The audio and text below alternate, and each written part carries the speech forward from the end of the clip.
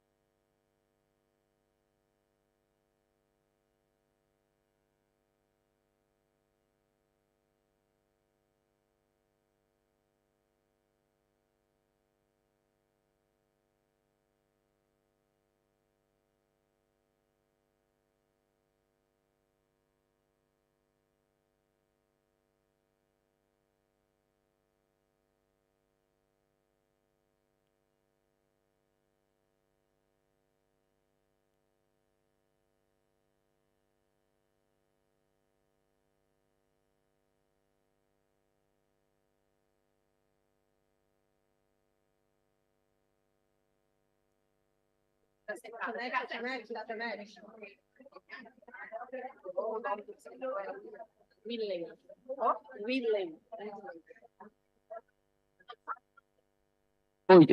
Bom dia, bom dia, bom dia, bom dia a todos, todas. Good morning, everyone. Bem, chegamos cedo na COP hoje. So we are here bright and early at COP today to talk about the indigenous peoples. Let's get started with our panel. It's going to be about indigenous land, safety for the planet, and home to those who protect it. We have here on this panel, sitting with us, Joênia Wapichana, president of FUNAI, the Brazilian Indigenous Peoples National Foundation. We have the scientific coordinator of the MAP Biomas program, which looks at soil use and land use, Julia Chimbo. We have the State Secretary for Indigenous Peoples of Pará, Puirtambé. We have the coordinator of the Brazilian Amazon Indigenous Organizations, Toya Manchineri, and we are also going to have Sonia Guajajara, Minister of Indigenous Peoples, but she is just outside for an interview. She will come as soon as she is done, and that will be of no problem if she arrives a little bit later. The purpose here of this panel is to show the importance of being able to protect and do the demarcation of indigenous lands in order to better balance climate. Let's start with Joênia Wapichana, President of FUNAI. Good morning, everyone. Today is a very important day for all of us, but I'm going to start by showing solidarity to the family of Wheeler. Unfortunately, indigenous peoples have a very difficult time in recognizing their land and in having their rights, their constitutional rights, be recognized. And we just heard the news that they prepared an ambush in Abibela, in the state of Pará. It was an ambush that was prepared against FUNAI, and one of our workers was shot. It's very stressful for all of us. We understand our institutional mission, which is to be able to recognize the indigenous lands, to have the Constitution protect indigenous peoples and their lives. And as we work to defend ourselves, we do have a lot of progress which is needed, because the operation that's taking place in this land needs to be concluded. We will not walk away. It is part of the Brazilian government responsibility. FUNAI and other agencies are here to fulfill a decision made by the Supreme Court, which a long time ago should have decided on this. This is land that needs to be recovered. This is one of the most, actually, it's the most deforested indigenous land. So we have a huge challenge to be able to recover this land, restore it. Let me start with my presentation. We cannot stop. We cannot give up on our rights.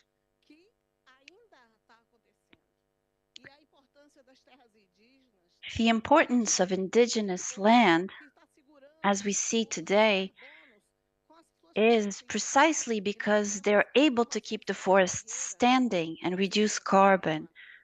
In the case of Abitirewa, we have this increase in deforestation in Brazil, and we need to be together to be able to reduce that and also include indigenous lands, whether it is in activities that fight deforestation, but also in recovering and restoring what was already deforested.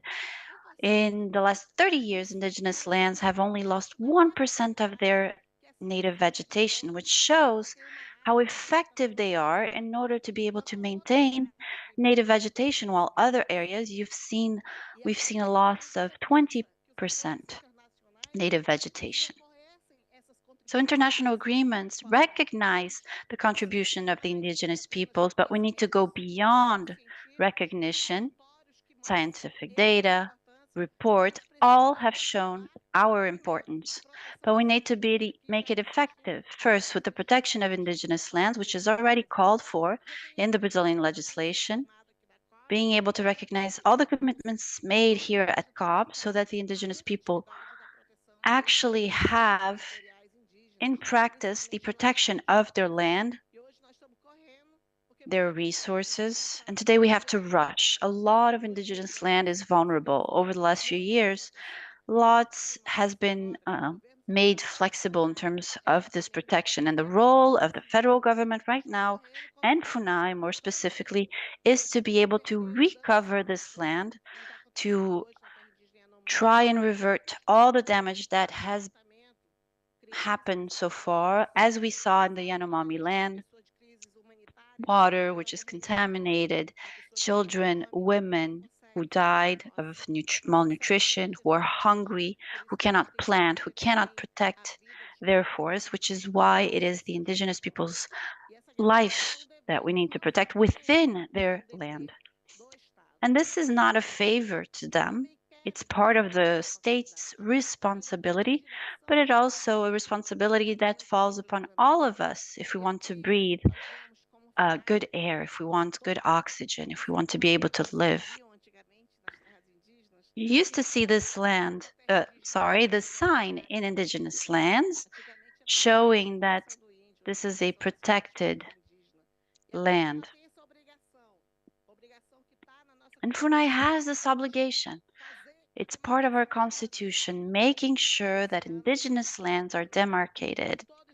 This year, we are working very hard to be able to recognize all indigenous lands. We have 14 processes that need to be approved. 8 have been approved by Lula. And 8 have been recognized officially, therefore. And we want to do even more. That's our priority for the Brazilian state.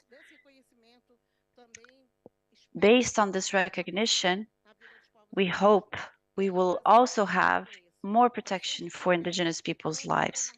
Brazil has recognized this through concrete measures, through the demarcation of lands, through the reversal of various laws that were passed that took away a lot of rights from the indigenous peoples. Serebapé for the Munduruku people, and Sete Salões in the state of Minas Gerais, and the last, Capote Minhori in the state of Pará. Those are the 3 that were delimited. And we're reinforcing as well our activities with intrusions. Thank you for being there with us, by the way. And now they're doing all this I just mentioned at the beginning because they want us to stop, but we will not stop. We have 6 other studies underway, and of course there are a series of demands. We're not going to be able to solve it overnight, but we're moving forward. FUNAI has a huge challenge ahead, being able to protect the vulnerability of isolated peoples. We have 6 areas where there are use restrictions, 2 ordinances that were renewed this year, because otherwise they would have put these isolated people in an even more vulnerable situation. So we have to work very hard to protect these isolated people. Lots of indigenous people have been helping precisely in that sense, helping those who need us to speak for them, since they have no contact with the outside and they have they're not aware of their own rights. These peoples are the most autonomous in the world. However, they're also very vulnerable. Lots of people try and contact them. There's pressure also from the city, invasions with illegal loggers, illegal mining. So we are protecting indigenous land because we consider it to be a home for those who protect it. 45% of the forest that is protected is in indigenous land. You need to get a sense of this here at the COP. We need it to be coherent with everything we talk about in order to understand the role indigenous peoples have all over the world. We talk a lot about the Amazon when it comes to indigenous peoples, but we need to progress even more. It's up to all of us to discuss indigenous issues, not just about the Ministry of Indigenous Peoples. And soon we will have our Minister Sonia Guajajara here with us. It's a new ministry which is here to strengthen our responsibility in making sure that these lands are recognized. These lands cover more than 105 million hectares. It's about 1,800,000 people. So indigenous people's population doubled, which means their budget should double, the program should double, actually double. Now, it's been at this level for so long. It's been 10 years since new indigenous land has been demarked. So we need to increase these efforts. We need to have it become a reality, a concrete action, which is why I'm wearing the FUNAI shirt today. We are managed by a management that's done by indigenous people to make sure that our rights are heard. So we account for 13% of Brazilian land. Actually, it's almost 14%, but if we looked at everything, all the land we're claiming, it would be much higher than that.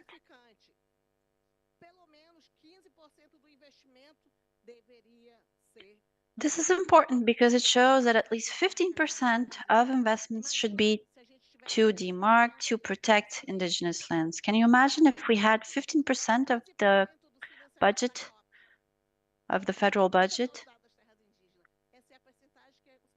That's the percentage that we should have access to be able to protect our land.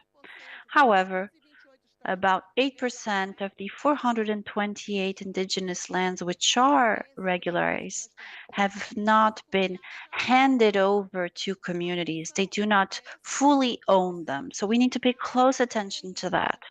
The indigenous land needs to be owned by indigenous people through whatever mechanism. FUNAI also has to monitor the zones. So we need indigenous people there in the areas with its public servants. Perhaps next year we will have an opening and 30% of the openings will be for indigenous peoples for the first time, because it should be them. It should be them doing their own monitoring and oversight. President Lula has already authorized the provisional measure we need to be able to get it done and improve our structure. And we're also asking for resources in the Amazon Fund so that FUNAI can have assistance in helping indigenous people in the Amazon. And I emphasize that there was a reduction in 95% deforestation in this region. We also were able to seize more than 230 liters of pesticides, which means IBAMA is back. Policies are back. We still have a mission we need to work on because we have 506 claims on indigenous land. So 426 that have already been regularized, but we still have 506 claims.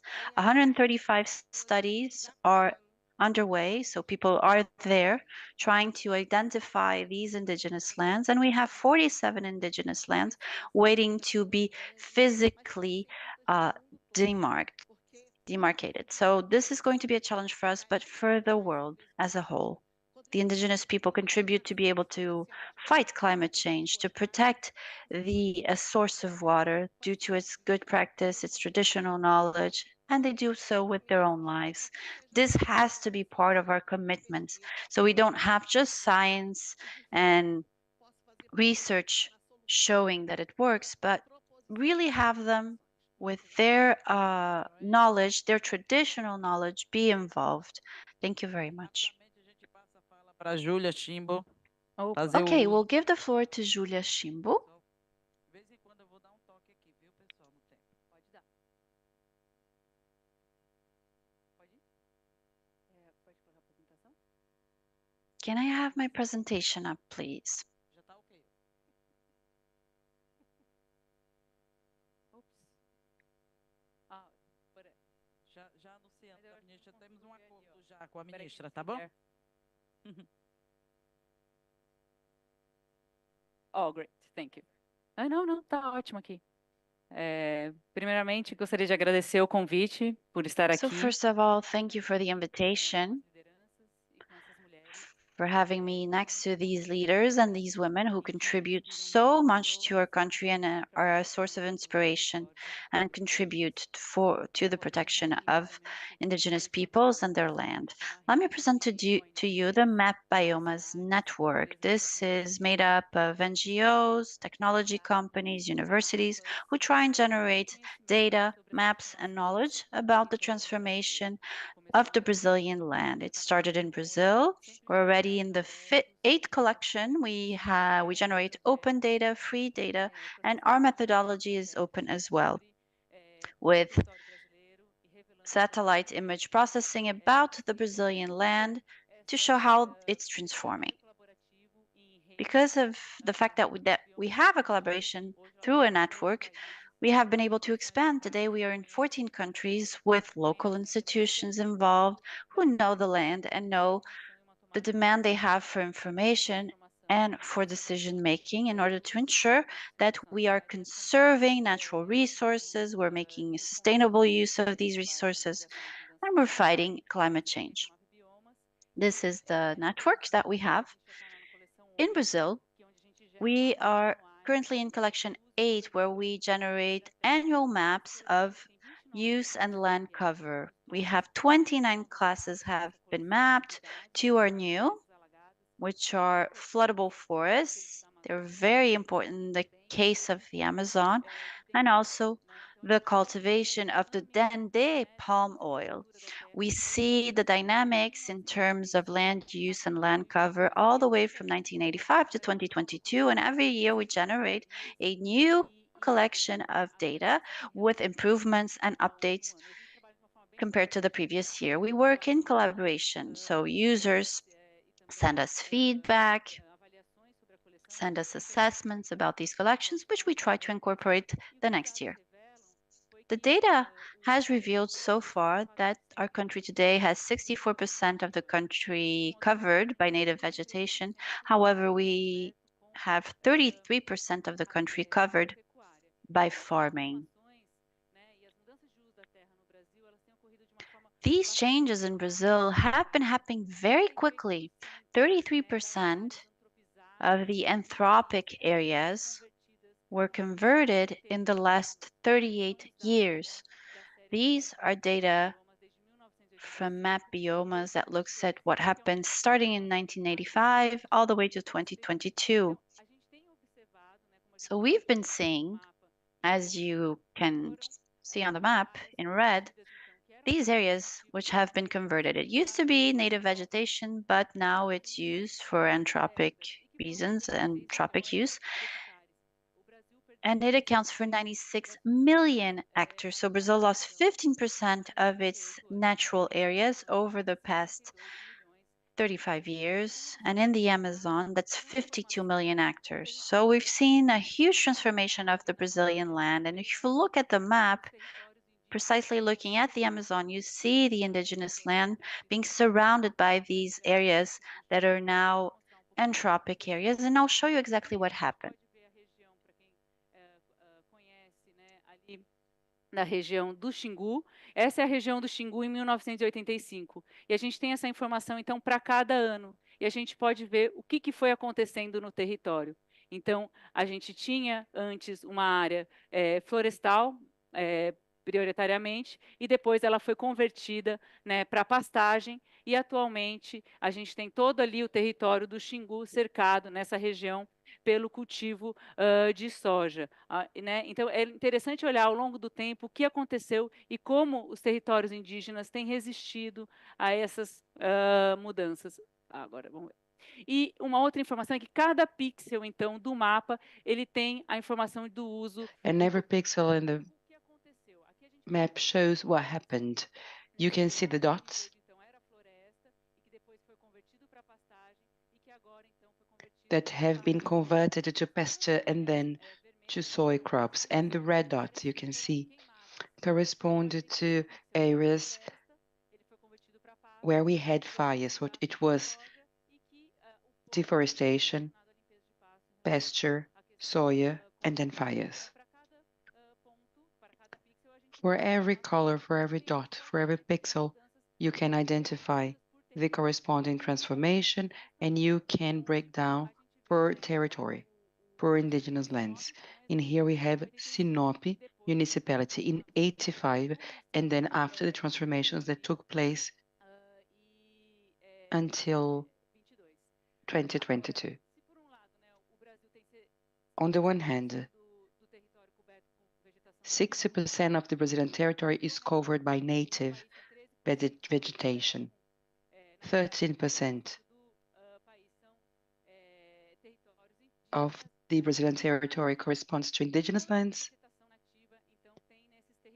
And as for the percentage of native vegetation, we have 112 million hectares of native vegetation within indigenous lands, and they account for 19% of the native vegetation in the country in 2022. And in the Amazon, 30% of native vegetation is in indigenous lands.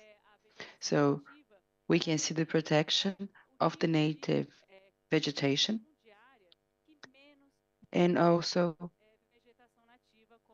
this is the land that has preserved more. Only 1% of native vegetation has been lost, while private lands lost 17% in the period between 85 and 2022. So indigenous lands are where we have the highest rate of protection of native vegetation.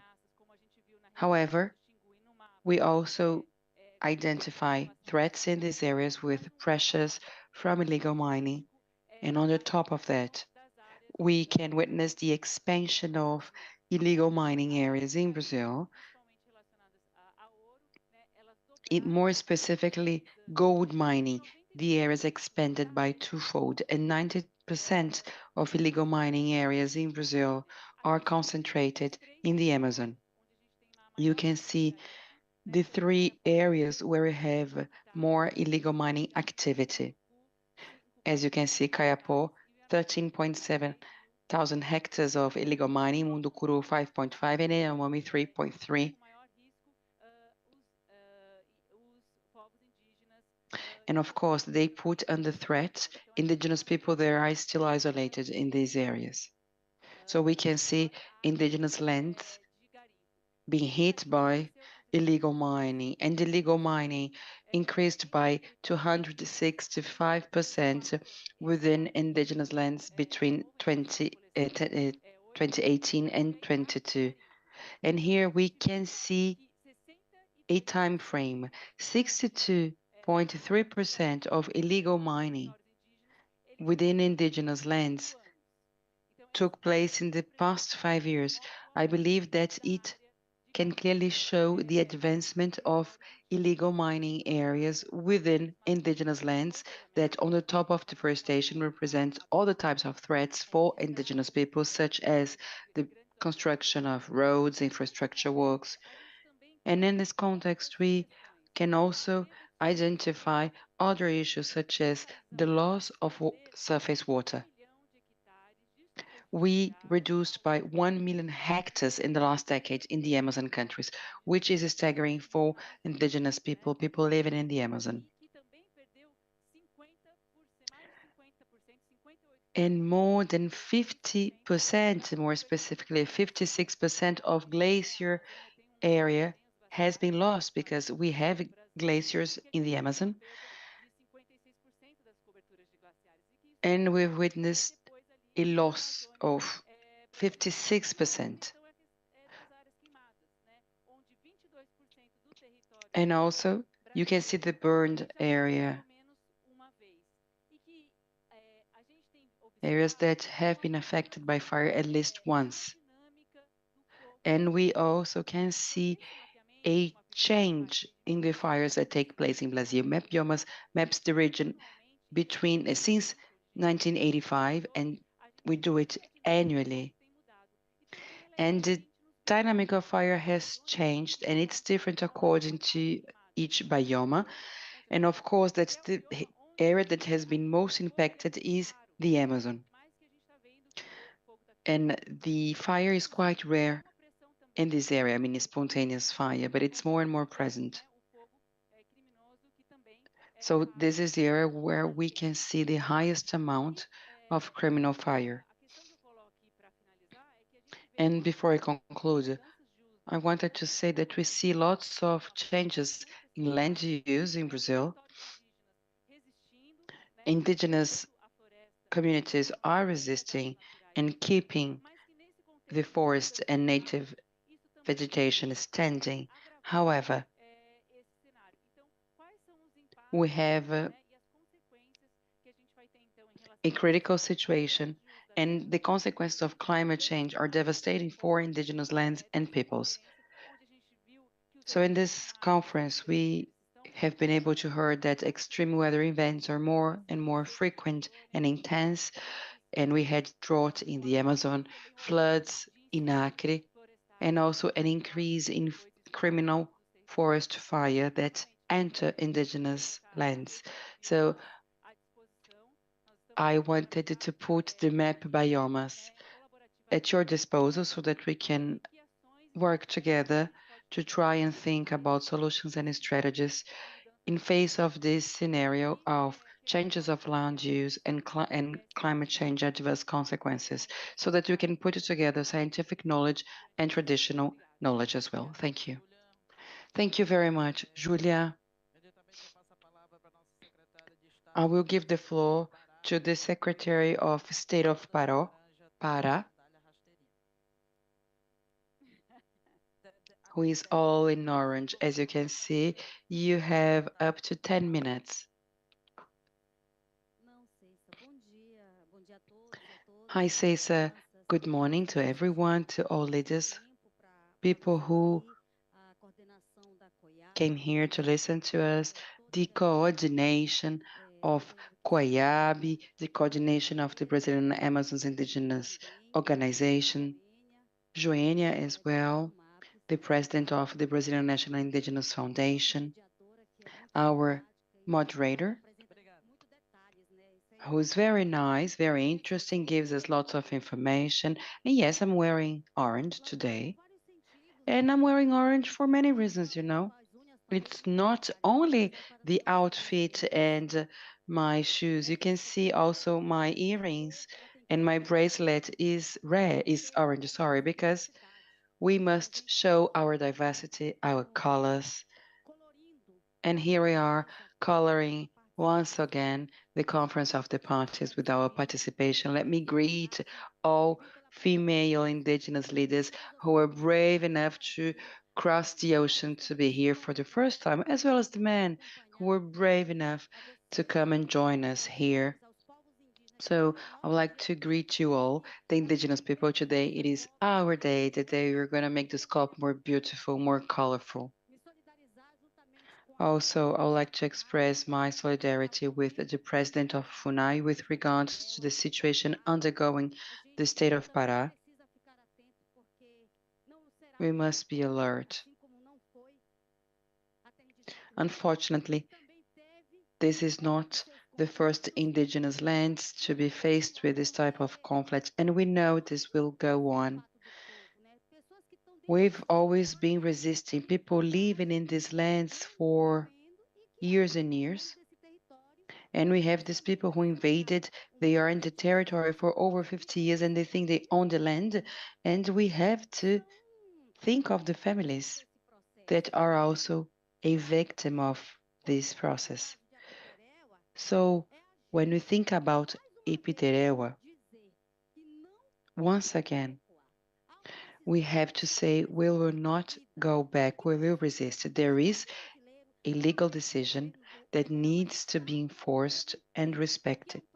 The Brazilian state has to understand we cannot go backwards in this process.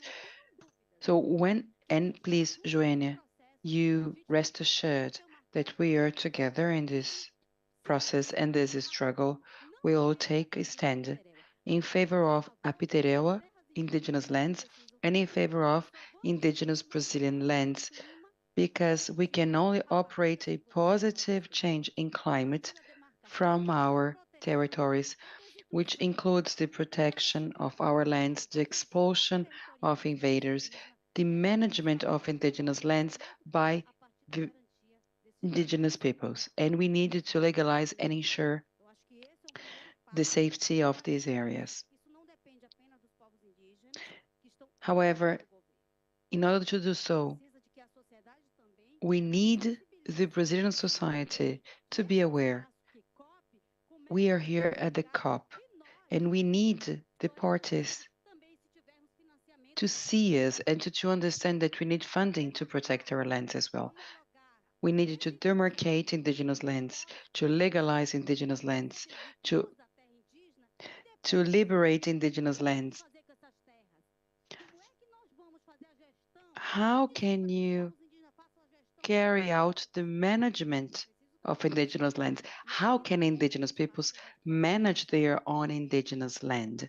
So I think that we can also think about this in here, and we can ask for financial support to carry out this protection work. In Brazil, we have a national policy, which is named PNGAT. It is a legal framework designed by the indigenous movement that needs to be enforced and implemented. So we needed to have the funding so that we can manage our territory. We agreed on the panel, and Joênia said, I have a message to convey. So for me, it's okay if she needs to take the floor. I don't have much to say. I think it's important for us to listen her message, and hierarchically, I mean, you're way above myself. But in any case, I just wanted to say that for everyone here,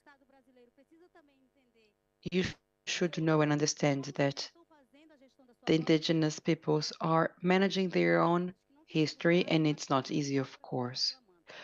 But we cannot just complain about it. We have to face it, and we have to do it, and do it by our own hands, which is something very positive. Brazil is undergoing a historical moment, and we are present once again at the COP, demarcating this space with our presence. We're going to listen to our Minister Sônia Guajajara, who undertakes this role, and we have to acknowledge that indigenous are making history in Brazil and worldwide. Thank you very much.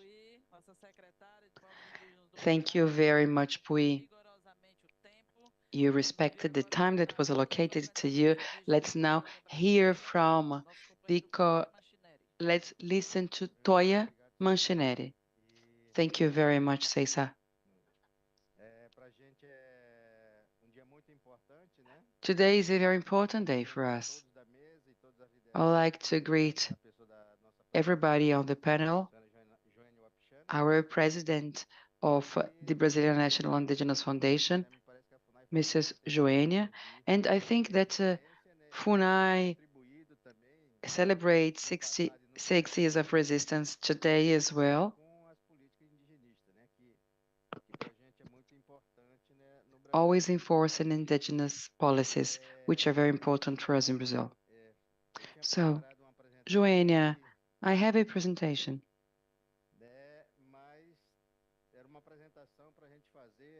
But it was a presentation intended to an overall audience, not for ourselves. But I see that here we have a few partners. We have WWF in the audience, IBAMA, but I think that we should have more representatives from other ministries in Brazil, because we have the Ministry of Indigenous People, but only this is not enough. It's not enough to be able to touch upon all the indigenous topics in Brazil, because this is a mainstream topic. It is an issue that exists across many areas in Brazil. So we should have representatives from other ministries in Brazil and also from other countries, so that we could make our presentation, because this way we could reforest the minds. Otherwise, we're going to be talking to ourselves, which happen oftentimes. And we already know what we want. So in this panel, which is a very important panel for us, I would have loved to see more partners, not only ourselves. And sometimes I complain about it because we talk to ourselves in Brazil at the COP. So when we think about COP30, we have to see the possibility of having the participation of more partners, more countries, so that we can effectively discuss our future. And coming back to the topic of our panel, which is indigenous lands, security for the planet, the home to the ones that are protecting them.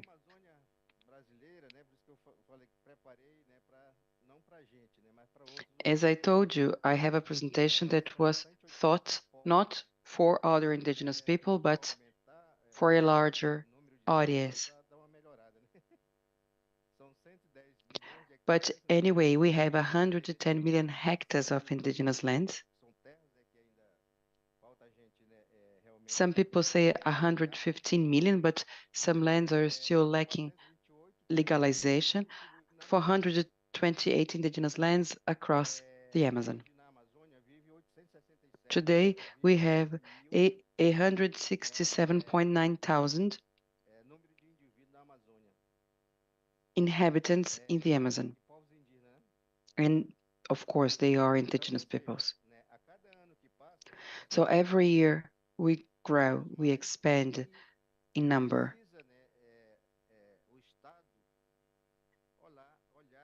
Therefore, the Brazilian state should have a special look for the indigenous living in Brazil, in the Amazon, and in the other biomes as well. The states needed to understand that unless they see the reality of the indigenous peoples, we won't actually have a home where we can have and live a decent life. Because we have the state that looks us from above and don't really understand what we want. Brazil has changed a lot. Today we have a ministry, and we need to strengthen this ministry. We need also to give resources to this ministry. But the struggle is a horrible thing for us. How can we protect the environment, taking into account that we have almost no resources being allocated to the Ministry of Indigenous Lands? So FUNAI, for instance, should have the same budget that is allocated to Plano Safra, the harvest plan. We need equal rights, equal budgets. We should have access to the same amount of resources as the one allocated to the crops, according to Plano Safra. How can we protect our home when the resources allocated to FUNAI, to the Ministry of Indigenous People, is so insignificant? So we are under great pressure. We're going to keep on dying to stand for our home, to defend our territory. So together we must work together and ask President Lula to increase the budget to indeed see indigenous people and give them the value they deserve, because they are saving the forest and the price to do so is their very lives. And we have been doing so for 10,000 years in the Amazon. Indigenous people have been decimated and it has not stopped. And Tereba is one example amongst many others of what should never happen to demarcated land. In other words, demarcating indigenous lands is very important, but demarcating is not enough. We also need to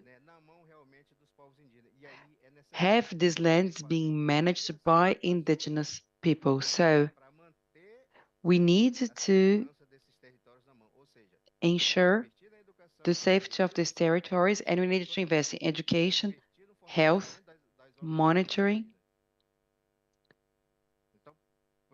and the indigenous organizations. So, as I said at the very beginning, we should have representatives from other ministries and not only the Ministry of Indigenous Lands, because the Ministry of Indigenous Lands is a very important network. It articulates with other parties, but we needed to work in partnership. So we needed to have more and more. Colocar mais pena no cocá, né? Então vamos ter também que colocar o presidente Lula nas ações dos povos indígenas mais We have to include Lula as well in our actions. He has to be more present. There needs to be more resources because we do deserve them. Thank you. Before I call the minister, I wanted to let you know that yesterday FUNAI put up a map of Brazil. And if you're here at the COP, please make sure you can turn on your, or actually you can put your presence there so we know which indigenous peoples have made it here. So it is with great satisfaction that we call our Minister of Indigenous Peoples, Sonia Guajajara, to close this panel.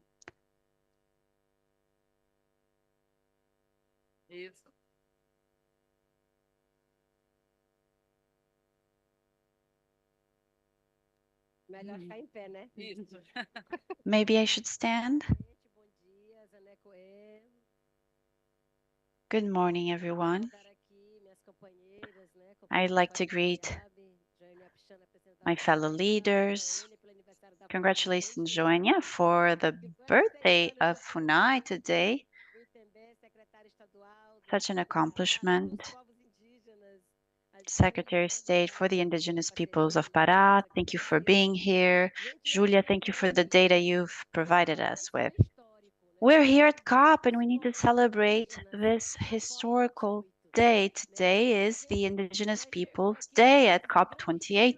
We've made it here with style, which is what we're like, with our physical presence, but not only that, the strength of our ancestor is with us. We now have our place here in the Brazilian Pavilion today, and the entire day will be dedicated to indigenous peoples. This is history. This is historic as well. We are taking on this leadership and going back to all these topics which are essential and need to have an impact in COP decisions as a whole. So I'm here to speak as a minister of the indigenous peoples. It is the first time that we have such representation in the federal government and at COP.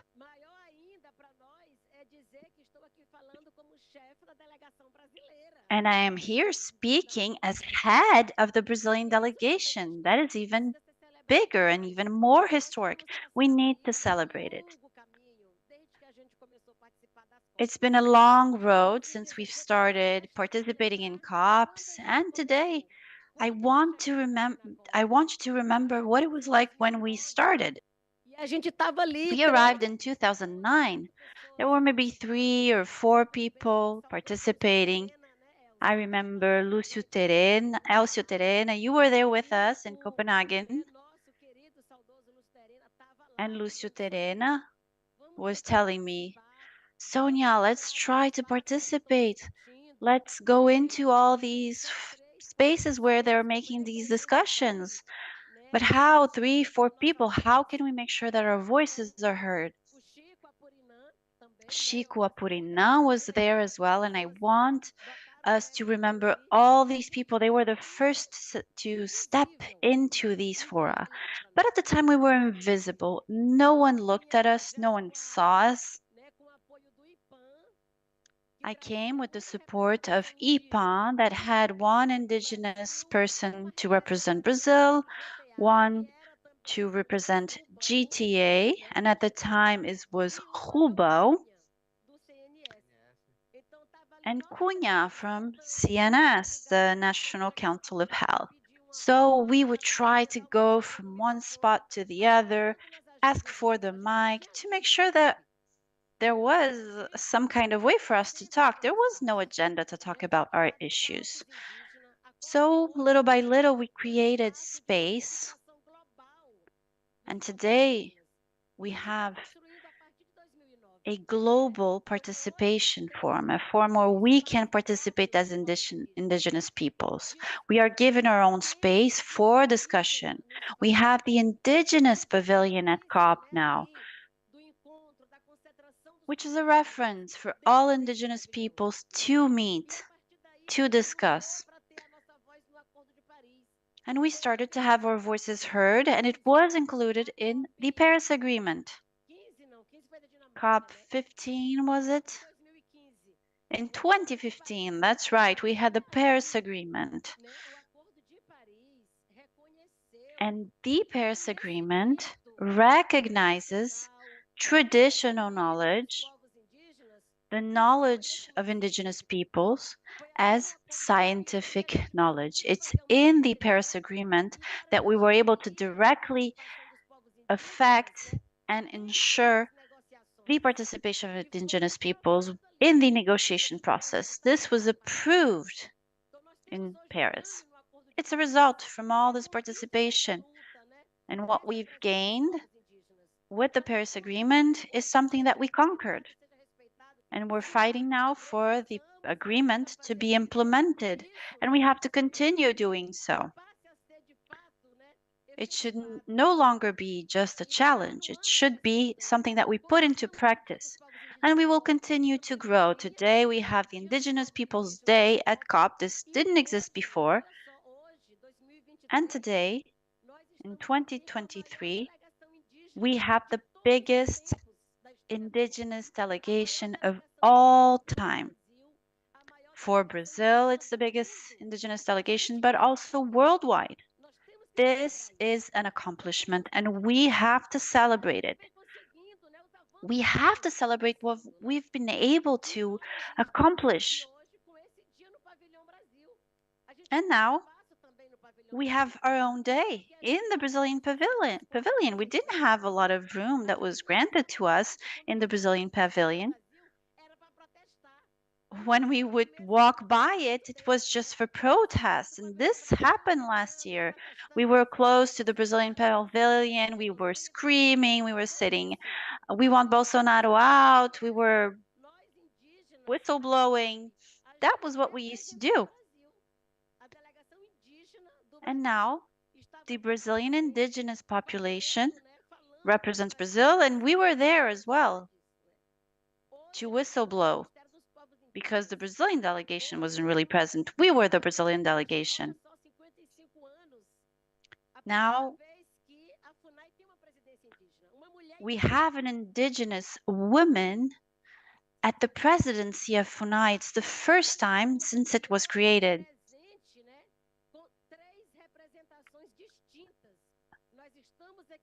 And we are here with 3 different presences that are represented here. So we have the Brazilian Network of Indigenous Peoples, APIB, who is present.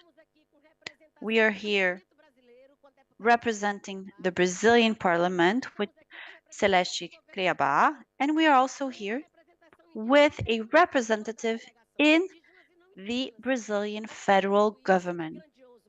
This is a great accomplishment. However, even though we're here, we're participating, challenges are not behind us. So today, as authorities, because this is how we've made it to this COP, as authorities, President of FUNAI, State Secretary, Indigenous Movement, look at all the people who are here today. 4 years ago, this would have seemed impossible. It seemed impossible for us to be able to make it here in these positions. After 4 years of a government which was dismantling, which was fostering invasions, which was removing rights. And today we can talk to anyone on an equal basis, anyone. So we have to take advantage of this space. This is a time for opportunities. We have lots of challenges, of course. They are limitless. They will continue to exist. And we know that this forum is not ready to receive us. It's not ready to receive the indigenous peoples and all the diversity we represent. It's really not.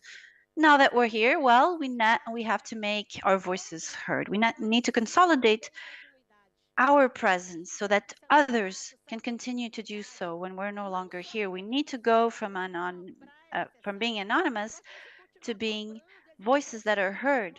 We need to continue to ask for the respect of our own rights. But that's different from complaining. We shouldn't complain. We should be here and make propositions, state how many indigenous lands we want demarcated in Brazil. How many do we want? This is what we have to fight for. So, of course, the context goes against us.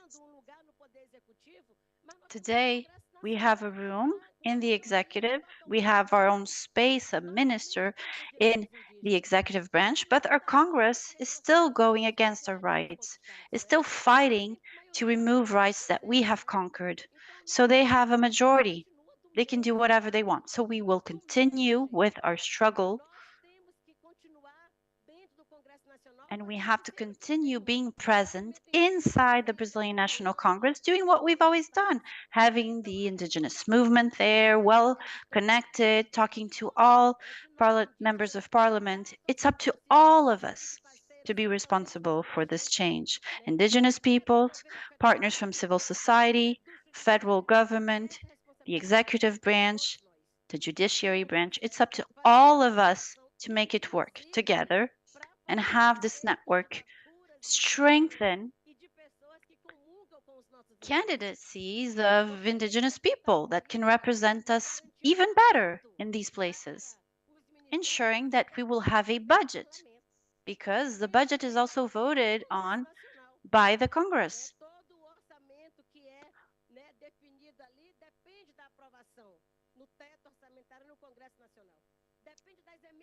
We need to go through Congress to get our budget approved. And all the measures that Parliament approves is something that we have to keep in mind. We need Congress. So we need senators. We need to be in contact with these congressmen and congresswomen, and we need to make them aware of our issues so they can execute, together with FUNAI, all the actions we have identified as being urgent, such as indigenous land demarcation, so that we can enact the national policy of land and environmental management of indigenous land, so we can have social guarantees for the indigenous people. So a lot needs to be done, a whole lot. But it's important to state that in 10 years, only 11 indigenous lands were demarcated in Brazil. Just 11 in 10 years. So a lot has been paralyzed. We went from a government which politically had decided he would not give an inch of indigenous land. He would not demarcate it. And now, in 8 months, we've been able to get 8 indigenous lands demarcated. Do you think this was just because Lula was elected? No, it's because we were there every single day. We wanted to we wanted everyone to know that we were committed to this cause. And this is how we got these 8 indigenous lands demarcated in 8 months. It's not a lot. You're right, it's not a lot, but we're moving forward. We want to continue advancing with this, and we're going to get there with this 3 years and 1 month we have left. Less than 1 month, actually, and time flies. Time really flies. However, we have to recognize that it was a huge accomplishment for us to be here today. The Indigenous Peoples Ministry is really breaking paradigms. It's very systemic ministry. It's an international ministry because the Indigenous Peoples cause doesn't affect only us. It affects all of civilization, all of humankind. And we are here so that the world recognizes this, acknowledges this, our importance, the role Indigenous people have in this process of fighting climate change. State leaders all over the world have to understand this. They have to understand how Indigenous land is important in this process. Presidents have to understand it, negotiators have to understand it, and they don't. They don't know, they don't understand. They might hear us, but they don't really understand it. So we need to speak more and more, talk to everyone, more people, those who are in the negotiation table. This negotiation space is very restricted. So aside from having more indigenous peoples here, we also want to be included in the negotiation process. And now we have very big responsibility, a very important role, which is to be able to organize what will happen till COP30, which will be hosted in our country, in Belém, the state of Pará, in the Brazilian Amazon. And we are here as representatives of this COP. It's going to be a historic COP. So how are we going to make it historic? Having indigenous issues, and what do we want present, and what do we want to present? What are the topics that we want to include in the negotiation? We need to prepare our path forward, being very well organized, looking at social movement, our proposition in terms of government, having the Brazilian parliament do its work, doing its role as well. This is the only way we can advance. Today, we are complementary. We fought to be able to be represented within the federal government. So we still will have a role there, but of course, indigenous peoples movement needs to be very well mobilized and active so it can make propositions, but also bring alternatives. We are spokespeople today. We're bringing the voice of indigenous peoples to all these areas, all these fora where we participate today. And it is guided by the indigenous peoples movement that we do so. So today is the day for us to bring our concerns, fight to ensure we will be able to remove the intruders. We talked about Apiterewa, and unfortunately we start this day with this tragedy that happened in this land. But it just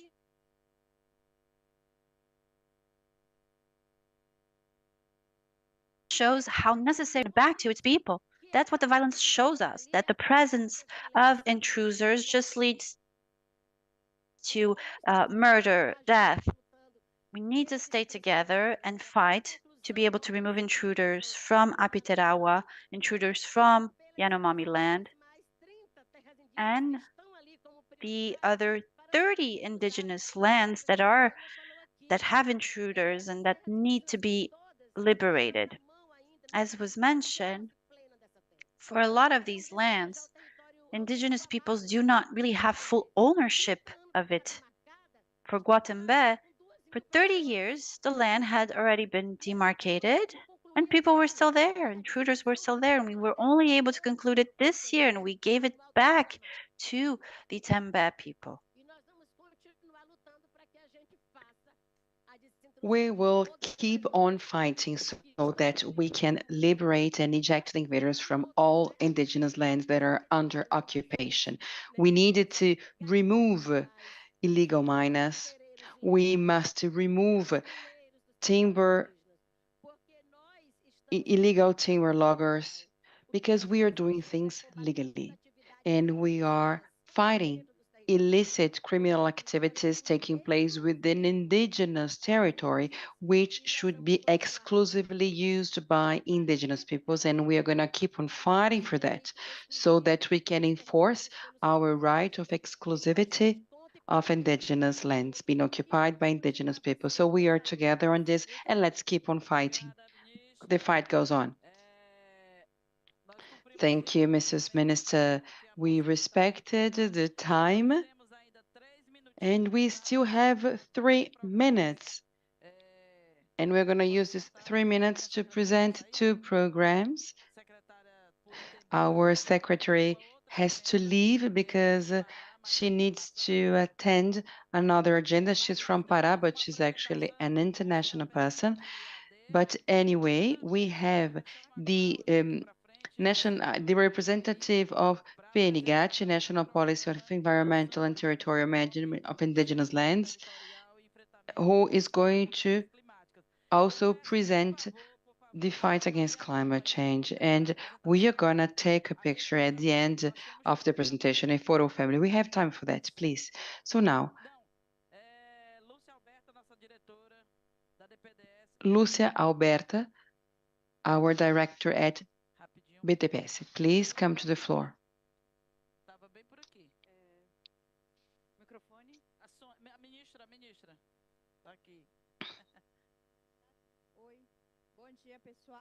Hi, good morning, everyone.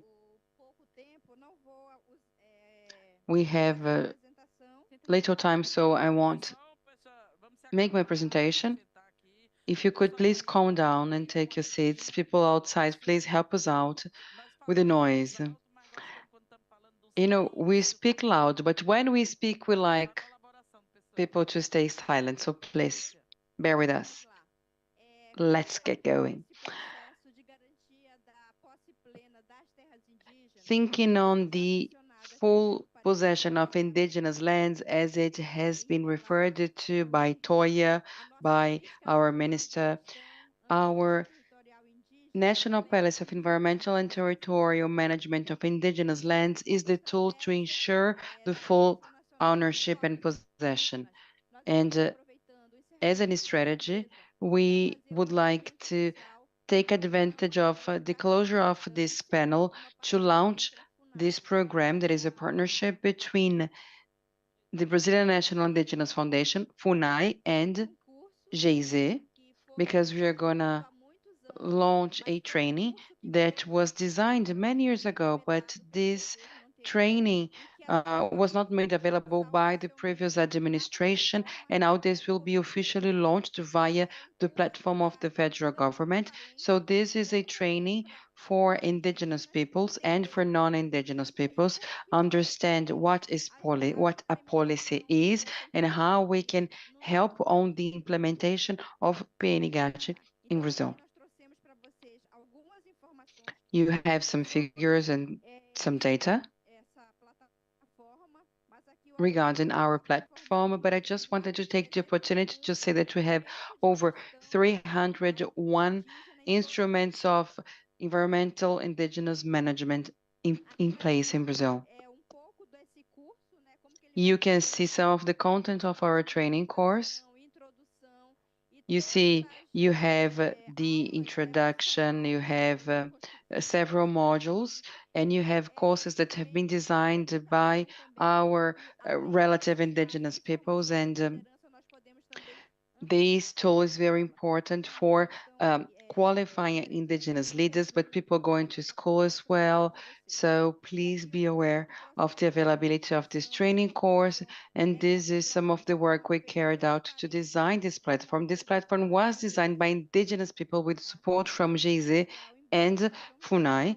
So we will be announcing the link so that everyone can have access to this training course. We hope that you watch the course, you share it, and you also encourage indigenous communities to create their own management mechanisms and instruments. For us, when indigenous lands is demarcated and legalized, we can have the community designing their own mechanisms to protect these lands, to manage the territory, therefore contributing to the climate balance. Thank you very much, Lucia. So I'll briefly give the floor to the representative from Penegate that was entered into in 2012 with the signature of our president at the time, Dilma Rousseff. And this was the result of several public consultations that took place and involved the indigenous communities in Brazil, so that we designed in a jointly manner all the dispositions of this policy. I'll be brief. The Ministry of Indigenous People observed that the climate crisis needed specific dispositions. So one of them includes the presence of indigenous peoples in climate change forums. In this sense, in order to make the field actions possible, we needed to attach it to a policy, to a program, what you call multi-year program. So we created the Progestec, a territorial environmental management program for tackling the climate crisis that includes provisions that will guide all the process, and this is no replacement of the PNGAT.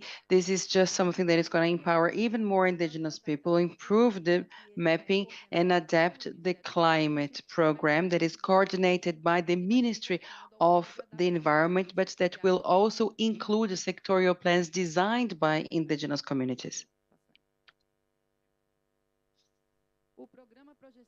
As you can see, Progestec has 3 axes, namely strengthening of the leading role played by indigenous and traditional communities for climate governance. And we included here traditional communities and peoples because in many indigenous territory, we have a coexistence of people, so we cannot ignore other people that are present in the territory. The second X, participatory territorial monitoring, and the third one, adaptation to climate change. In X1, we have the guardians of the climate. Number 2 is climate monitoring, and number 3, adaptation to climate change. The objective of X1, we have the training course that will be launched in January. You're going to have the first module in Pitaguari territory, where we're going to first implement the Progestec. In the second X, we have a platform of territorial monitoring where we're going to map extreme weather events and implement the climate standards. So we will be able to assess, measure, and identify the climate adverse effects, and as a consequence, we can shape new policies to tackle climate crisis. And the third X is the PGTEC.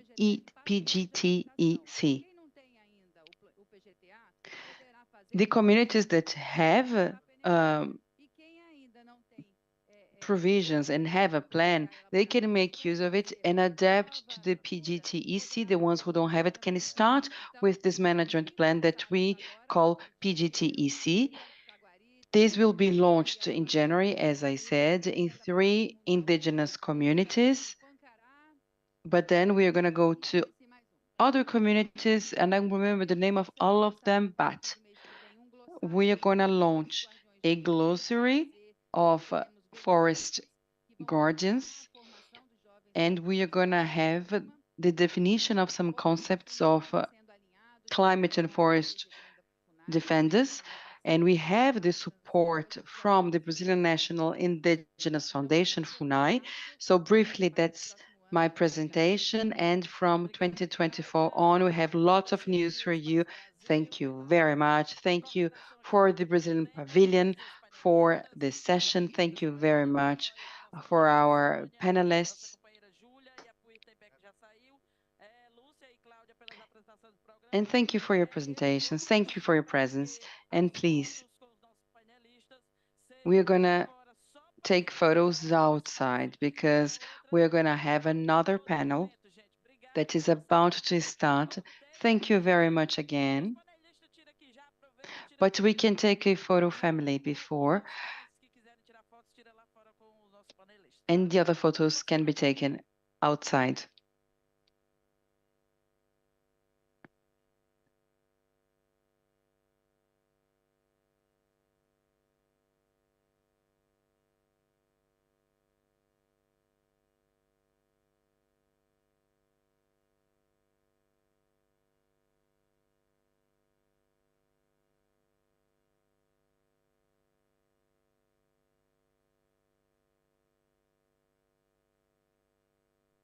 Bom dia.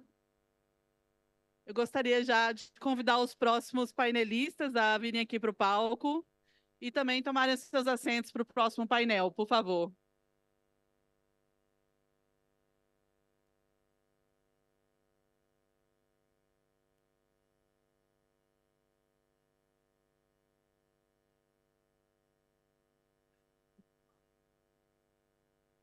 Bom, eu vou sugerir até, nós temos painéis lindos com o Brasil aqui fora. Eu acho que as fotos vão ficar maravilhosas. Pessoal, a aldeia do MPI da FUNAI vai saindo, quem não for assistir a próxima mesa, para a gente ir liberando o espaço. Isso. Obrigada.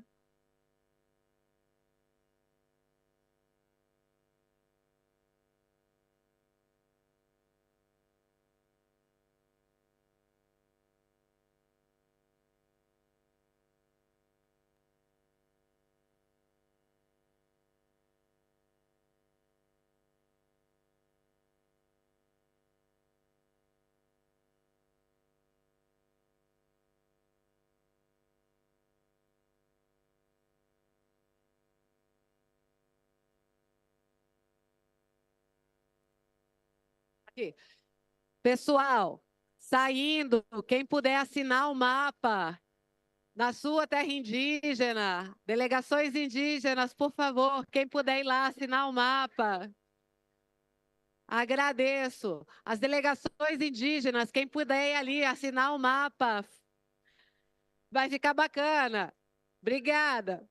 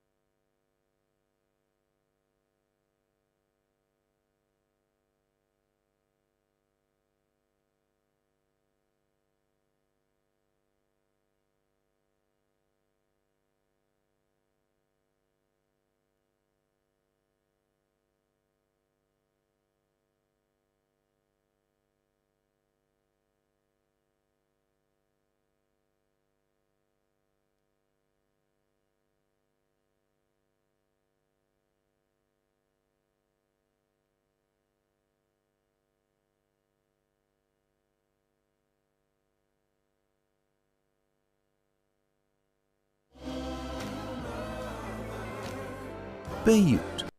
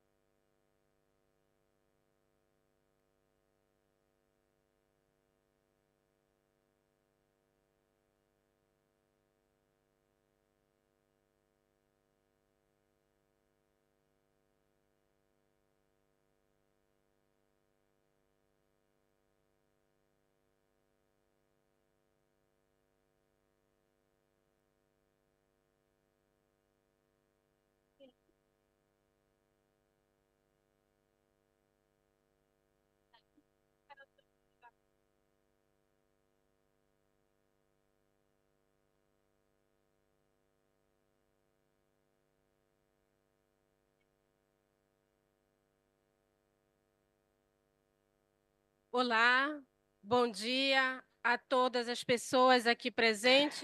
Hello, good morning, everyone.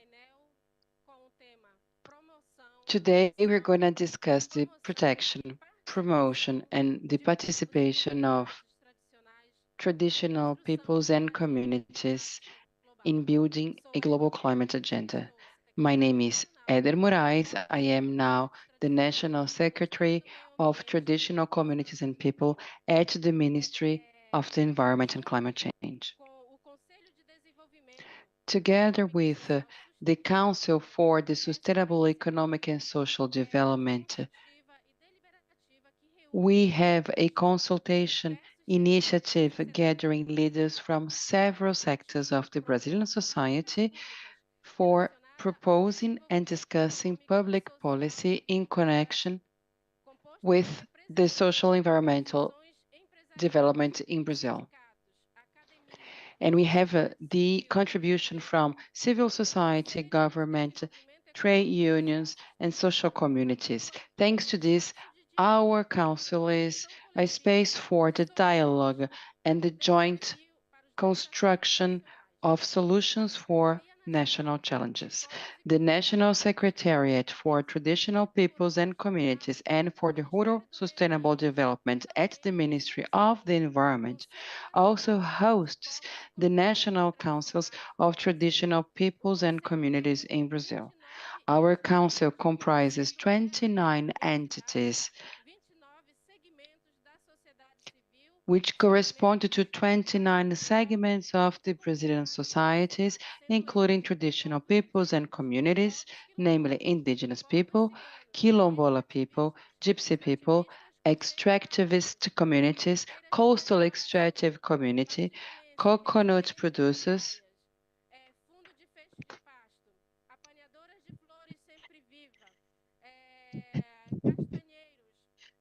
several traditional communities, and Brazil is a diverse country of diverse identities, and they are present and inhabit all Brazilian biomes ranging from the Amazon to Cerrado, from the wetlands to Caatinga. These are diverse population, and today they are at the Ministry of the Environment to retake and to resume the council that gives visibility to these segments. And together with the Council for Environmental Social Council for the Development focused on the environment and the sustainable development, we have the partnership that was established in July 2023 and is responsible for monitoring, assessing, and contributing to public policy and initiatives in these areas with a 2-year term. Amongst the actions, I would like to highlight the participation in the Amazonian Talks, an event that took place during the Amazon Conference that was held in Belém in August this year, which led to the presidential statement, the gathering of the parties of the Amazon Treaty that took place in 2023. The National Council of Traditional Peoples and Communities resumed its activities and held 2 extraordinary meetings and 1 ordinary meeting. And in these meetings, we appointed the members of the new Council of Rural Sustainable Development, and together we aim at finding a synergy so that we can carry out this work together.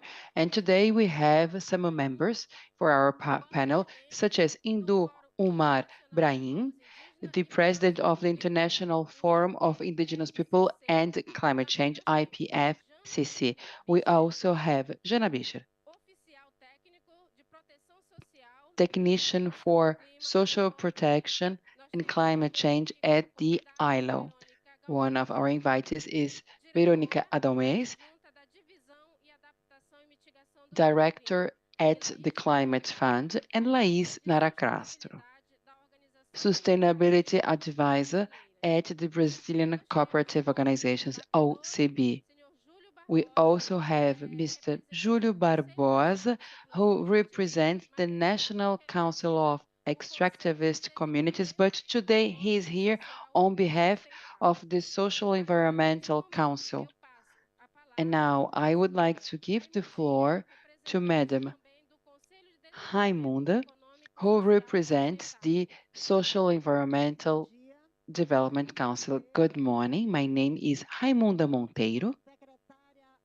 I am a secretary at the CDESS, the Sustainable Social Economic Development Council. And we have some board members. We have Mr. Júlio Barbosa, who is a council member, but also I can see Abraulina Aurora, Carrie Caricuna, And as our secretary referred to, the CDESS advises the President of the Republic when it comes to Brazilian public policies in the social economic field. So we work together with the Ministry of the Environment in order to promote a dialogue intended to promote the exchange of experiences and expectations when it comes to the beneficiaries of public policy as well as the donors, trying to ensure the respect to traditional livelihoods. In this sense,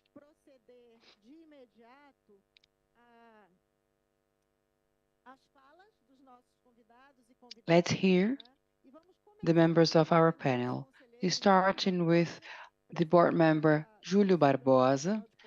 He is the president of the Council of Traditional Communities and People.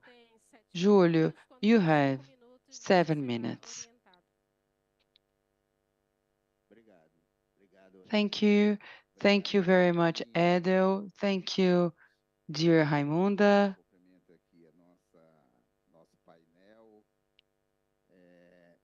Good morning, everyone. I have an impossible mission, which is to be the representative of this big council. I see so many comrades who are present. Abraulina, where are you, Abraulina? There you are. We also have a Kleber. I also have Joaquim with me here. And we also have Edel. She's always also part of our group. But anyway, the time is limited, so I don't want to waste time.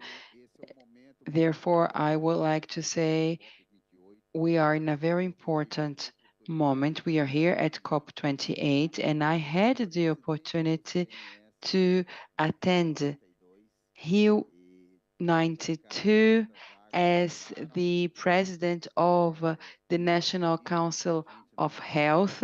So many things happened since then, and many people say we haven't advanced at all, but I do not agree. I think we've advanced a lot in terms of sustainability and in the environmental field. Of course, that environmental challenges, the climate crisis, they have worsened in this period starting in 1992 until now, the present moment. But I believe it is a privilege for us to be here and to be here in a region that is a region that contributes a lot for the global warming. We are in the Middle East, in the city of Dubai, discussing. So I think that this is something to be remarked. And for us, we Brazilian traditional communities, but also on behalf of the Social and Economic Environmental Council, it is important for us to be here because previously, I attended several meetings and debates, including with heads of state. So I discussed with global leaders, but also with local leaders, with mayors, with governors from Brazil, from abroad. And we see that in every COP, we have a topic, there is a priority. And for this COP, for us, from Brazil, from the forest, I think that we are not only debating the climate crisis, we are actually discussing the protection of forests, the protection of natural resources, and also we are discussing the restoration of forests. This restoration process is a new expression for a COP. this is very important for us. But I also wanted to say that we belong to a people that when we say the word forest or biodiversity, we are not saying it from a perspective that would say the forest is good for the clean air. You know, I come from a group of people, a group of communities, and we have here our indigenous brothers. For us, the forest means the very life, because without the forest, we won't exist either. So this is the main issue for us. At the same time, we attended several panels composed of secretaries of state, with heads of state, with the governors. And I should say that we, Amazonian people,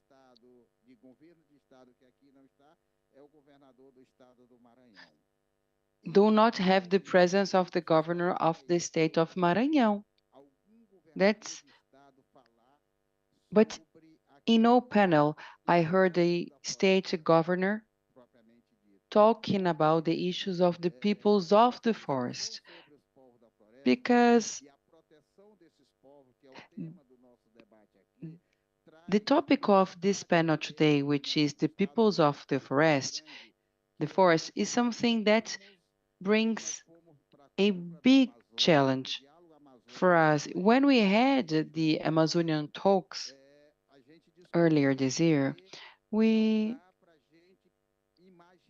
already said that we cannot envisage the protection of the Amazon and the protection of the Amazonian people unless we tackle major challenges, which we call the land turmoil in the Pan-Amazon. There is no actual policy to tackle land issues in a serious manner. In Amazonian countries, we do not have a policy aimed at protecting and ensuring the protection of the frontiers.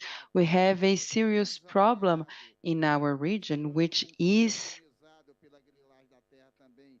land grabbing and criminal organizations, narco traffic, that invade the traditional territories of our population. And I believe that no state governor discussed this topic. They did not touch upon this challenge, this issue. So although I have only 7 minutes, I wanted to use these 7 minutes to send you this message. I would like to say that it's very important that when it comes to discussing the protection of the forest, the restoration of native vegetation, we are faced with this challenge, which is tackling the severe problems impacting our territory, namely land grabbing, the lack of a policy that allows for the land regulation and the protection of our frontiers. This is a very important discussion that should take place.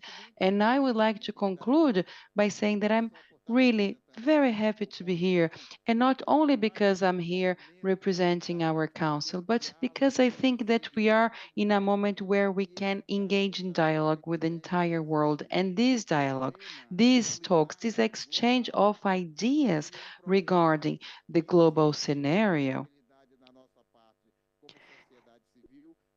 is a debate that includes the participation of the civil society, but also commitments that should be undertaken by our governors, by our political representatives. So once again, I am really very happy to attend COP28, and I believe that we can construct a good roadmap for COP30 in Brazil in the Amazon.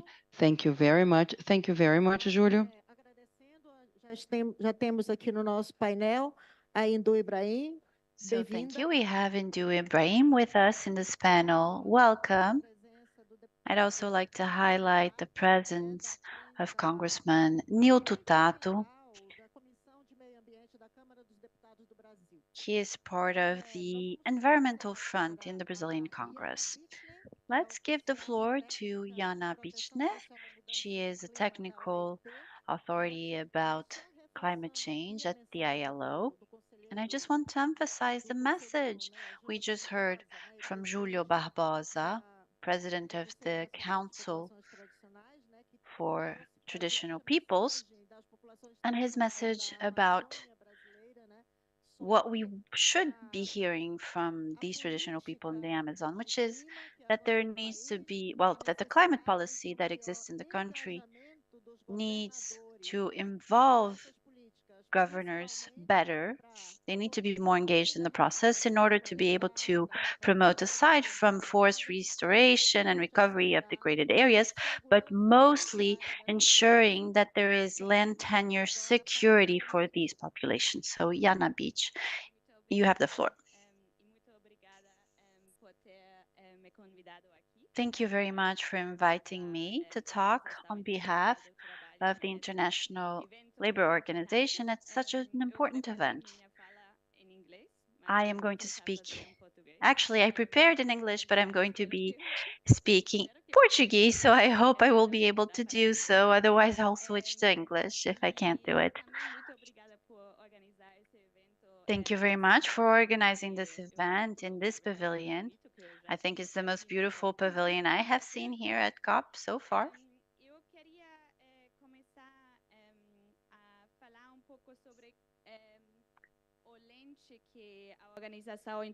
Let me start by talking about the perspective that the ILO uses when it talks about the climate agenda. The ILO looks at climate through the lens of a just transition. This is a concept that probably many of you have heard of. And this concept of just transition a lot of the time is used linked to the energy transition. But for the ILO, it's extremely important to mention that just transition is important in all aspects, for all sectors of the economy, but also for all the populations that are involved, which includes, of course, traditional and indigenous peoples. A just transition isn't possible if we don't include all these people, of course. The concept of just transition is one that will guide us to be able to meet our environmental targets and goals while we take into account other objectives such as poverty reduction, social inclusion, etc. So it's a concept that is very important to emphasize that we cannot separate these social issues from environmental issues.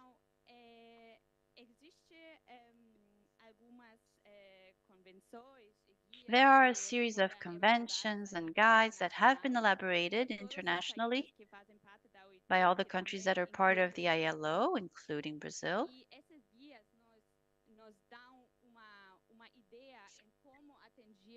And these guides give us an idea about how to have a just transition. And I want to present to you two elements which are essential when we talk about participation, protection, and promotion of indigenous and traditional peoples. The first is social dialogue, making sure everyone who will be affected by climate policies are included in the design of the policies themselves. You cannot reach a goal, a result, if you don't listen to everyone, including traditional and indigenous peoples. So they have to be involved in the concept, in the design process itself. And the second concept I want to mention is the universal right to social protection. There is a convention by ILO 169, Convention 169, about the rights of indigenous peoples and traditional communities. The convention states that all people have the right to social protection that will ensure and guarantee means of subsistence. But I don't want to just be here talking about international conventions, rights, etc. So I want to close by telling you a story. A few days ago, I had a workshop. I was facilitating a workshop about a concept that is gender responsive social protection. And basically, it's how we can involve women and gender issues in social protection to ensure a just transition. So I had this speech already, and I was talking about the fact that social protection can support climate adaptation and just transition.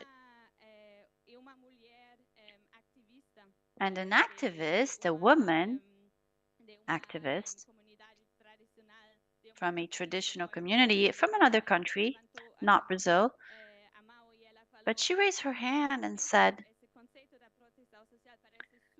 the concept of social protection seems very important and useful, but where I come from, we have no access to social protection. There are no programs for us, and if they do exist, we don't even know about them or how we would be able to have access to these programs. So I think she basically summed up one of the main messages. We need to understand that these social protection programs need to be extended, and of course, they need to be designed so that everyone has access to them. So we have to think about gender barriers, but also the barriers that traditional peoples and communities in rural areas might have to face in order to be able to access these public programs, such as social protection. And to conclude, after the discussion, the same person, the same woman came back to me and said, well, I have an idea. Maybe we should provide some form of compensation to traditional peoples who already protect the environment with programs that would be able to compensate them for their efforts.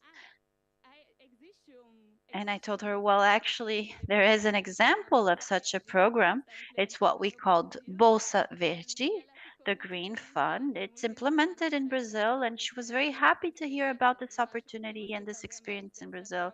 So I think there needs to be more exchange of different approaches that already exist to make sure that everyone will have access to some kind of social protection as well. Thank you very much.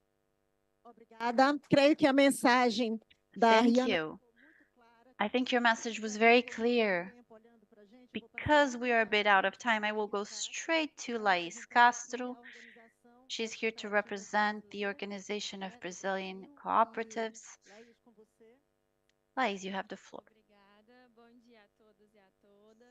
Good morning, everyone. Thank you.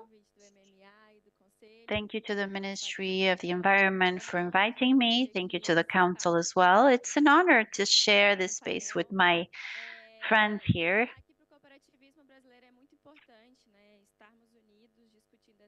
For Brazilian cooperatives, it's very important to be united, working to defend these cooperatives.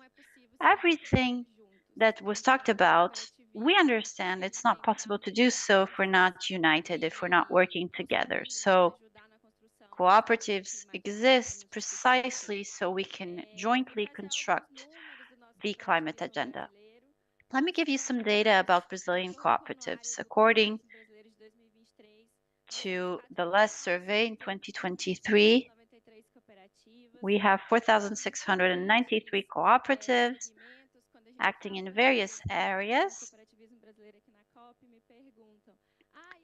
Sometimes people ask me, what kind of cooperatives do you represent? Health, agribusiness, transportation? And yes, all areas are represented in our association. We have more than 20 million people who are members of these cooperatives, generating lots of jobs, more than 30,000 jobs directly.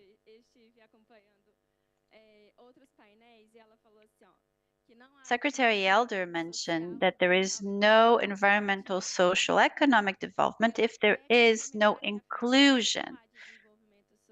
And I would say that you cannot have social, economic, and environmental development if you don't have inclusion and active participation of communities. This is one of the principles behind cooperative. When we were invited to participate in this panel and I was looking at the objectives of the panel, it seemed like the objectives of cooperatives in themselves. It's part of our DNA to have social participation, democratic management, information, seeking the interests of a community. So all of that generates union, knowledge generation, and it's also going to help strengthen culture and quality of life for our members. So what does that have to do with climate change? Well, everything, because these are the characteristics that allow for the forest to be standing. Forests generate value for the community, and this ensures that these communities will be more resilient to the climate. And if you allow me, I will continue to speak about cooperatives all day. And I just wanted to bring you two cases to show you some of the products we have. Some of these are here in the Brazilian pavilion. So we have nuts from Cooperacre, through sustainable management and agriculture done by these communities. They don't only live in the forest, they live through because of the forest, and it is the forest that generates value and income for these people. So aside from guaranteeing continuity of local production, it allows these riverside communities and indigenous communities to continue thriving. There's a QR code next to the nuts, so you could have a look and get to know more about the cooperatives and exactly how they work and their members in the communities in the region. And I want to talk to you also about Tuiarte. It's a cooperative based on tourism and crafts. It's in the state of Pará, and a lot of its products are exposed here in the Brazilian pavilion as well. It's a great cooperative.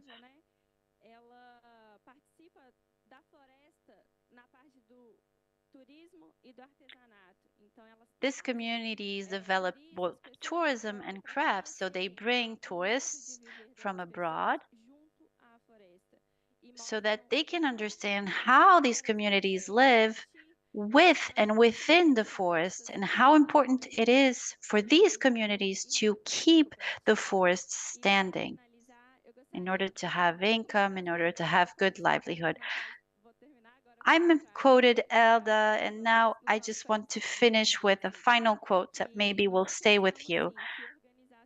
We do believe that social organizations and cooperatives are key players in preserving the forest and in fighting climate change because they ensure employment and income for local communities. Thank you very much, and I'll give the floor to Raimunda. Thank you, Laís.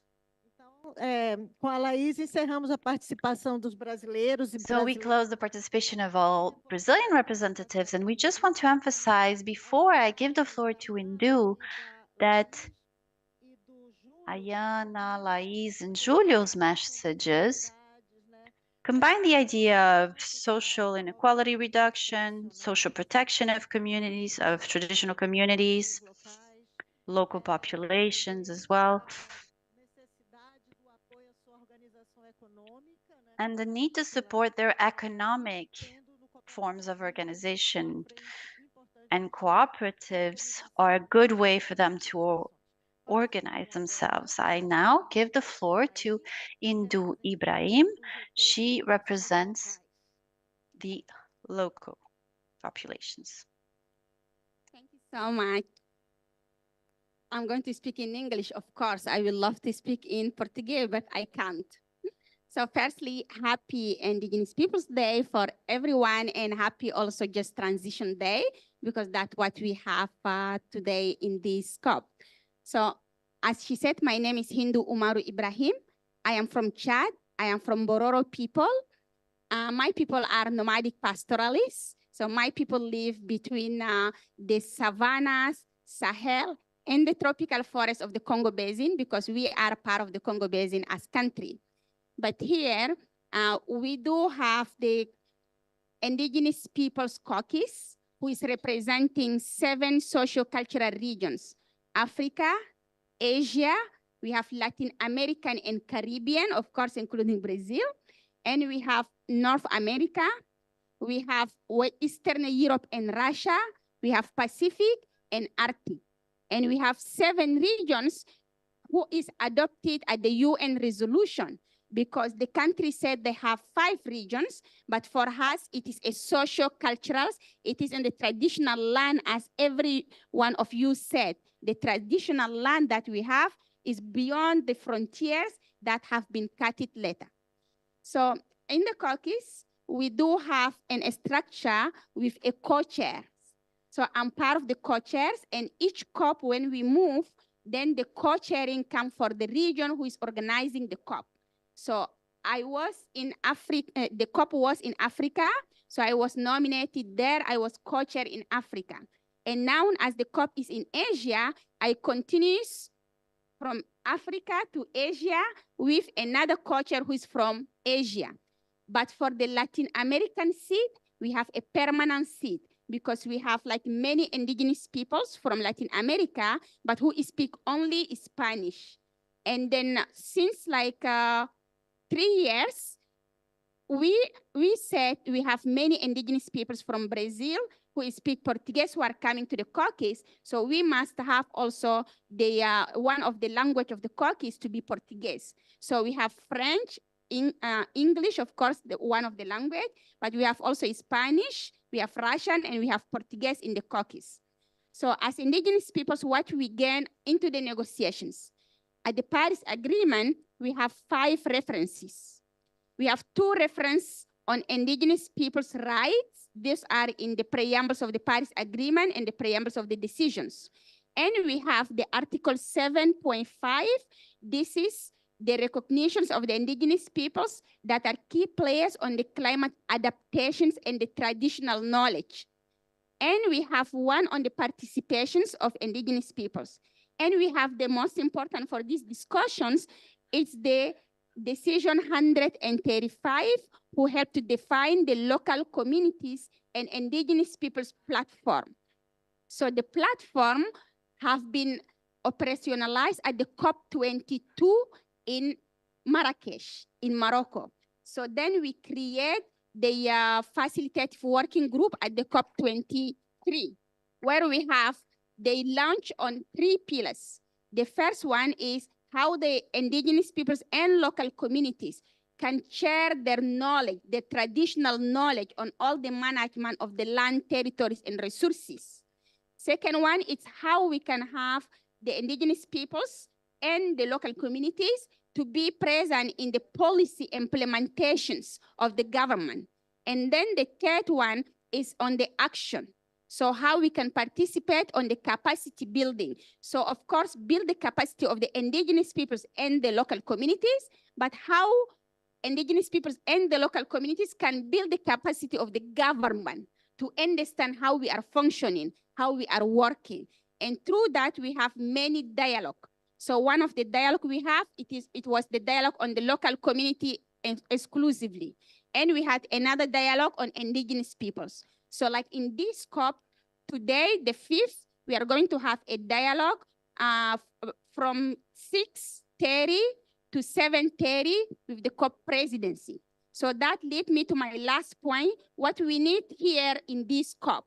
So in this COP, there is adoption of the funding of the loss and damage, but there is discussion on the governance. So in the governance, we are asking to have a seat. We are also asking to have a direct access finance. Then we can have the implementation on the ground. So my last point is, so how we can do a work plan from this COP through the COP29 to the COP30 in Brazil. And we do have this with the COP presidency already set up during the nature action with the head of state. And Lula was there with Marina and with many other high level from Brazil. They said they adopted these decisions to have the work plan from now.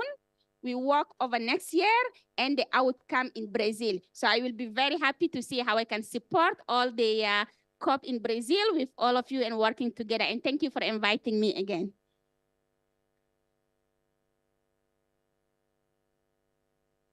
Obrigada, Indu. Só colocar Edel, secretária Edel, Thank you, Indu. And our council. We have Elbia, Júlio Barbosa. We are available. And we joined this platform from Dubai to Belém, in line with the agenda she has just described to us. Thank you.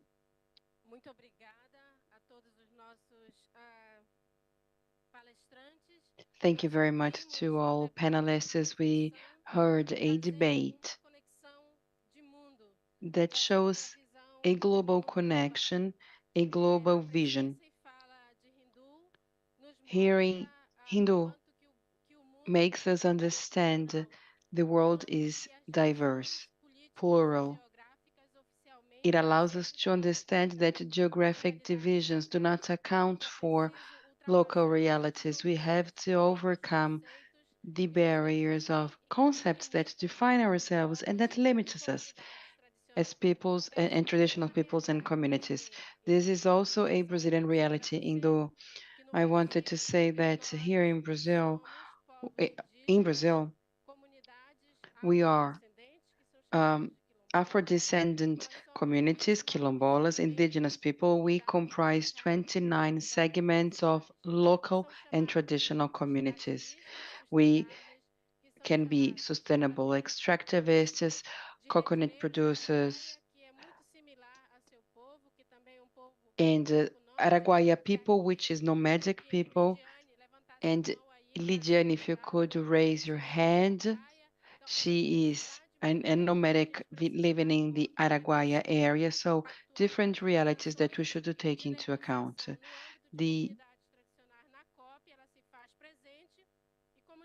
These peoples are present at the COP, and it has been mentioned before, the participation should also include funding, because participating without any funding means we will only participate. So it's very important to ensure funding so that we can actually enable decent livelihood.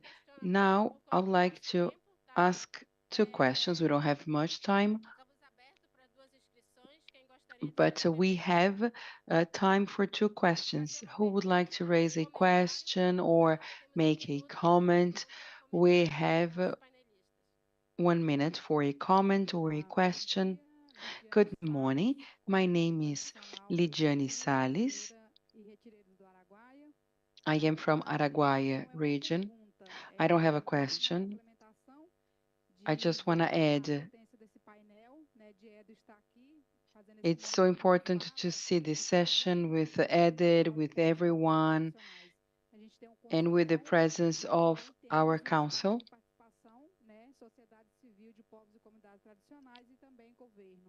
But we have other organisms that are present as well, and we have the National Council of Traditional and Indigenous People. And through Convention 198, the President of Republic passed on a decree 6040 that allowed us to create a space of dialogue and communication with the civil society. So I agree with everything Indu said. We have to enable the government as well. We have to do some capacity training with the government as well, because I totally understand what she says. Let's do capacity training. And because sometimes when they say we have to train, we have to empower the local communities, I don't like when they say it.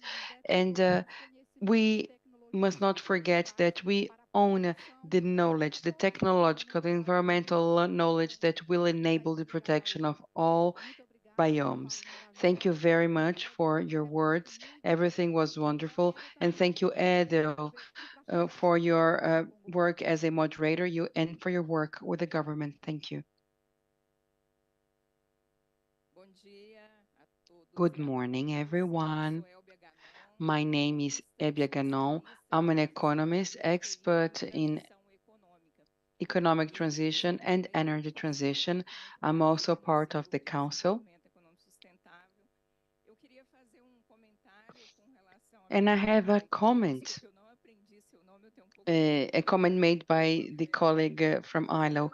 And you touched upon a very important topic. You mentioned the just energy transition, and you also mentioned the just transition, which is actually a socioeconomic concept that we can see in the presentations of our panelists, which is the idea of having a society where you have a low carbon economy and having this net zero by 2050 objective in mind. We cannot attain this target without this just transition, the transition of a society aiming at net zero by taking into account social and economic related issues. Thank you very much for your words and for your presentation and for your presence. Hi, I just wanted to say that we are here present, indigenous people. My name is Branila Baniwa, General Secretary of my organization. We are also part of the council at the presidency, and the presence and participation of indigenous people is very important. And we should say that the joint construction is also very important, the joint work with the ministries, with the president. It is a challenge for us, indigenous people. It is also important to say that we should take into account the prior consent, because the development has always been top-down. And now we should be able to express what we want to have in our territories, in addition to the demarcation of the land, because we have several challenges. We've spent several years without being able to manage our own territories. We learned how to speak Portuguese, how to write Portuguese. This is a process. So the indigenous people, they are present in 26 states in Brazil, and the original people are the indigenous people. So it is very important to respect our rights, because indigenous peoples are dying while we are here discussing. So what are we talking about when we use the word rights and development? So the institutions should ask this question: who are we defending? It's important for us, Brazil, to be here, and it's important to say that the bodies of indigenous women have been suffering. So we needed to have the Bien Vivir without violence, especially for indigenous women and indigenous children. Thank you.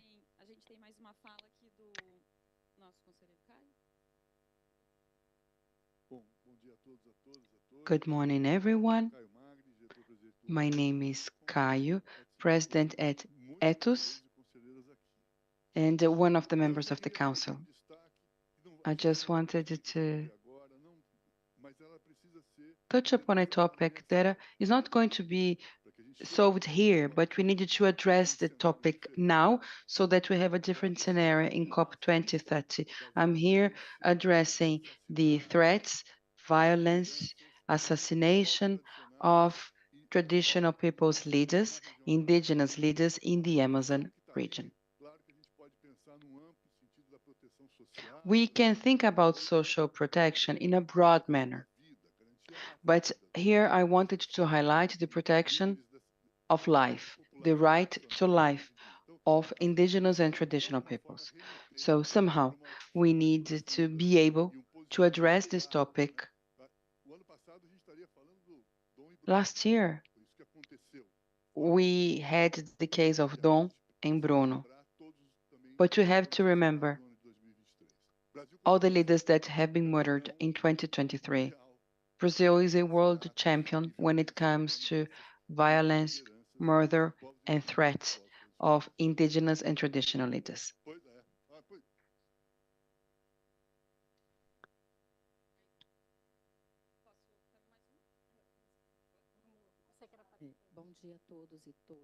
Good morning, everyone. My name is Luciana. I come from the state of Espírito Santo, and I'm here on behalf of Black Voices for the Climate.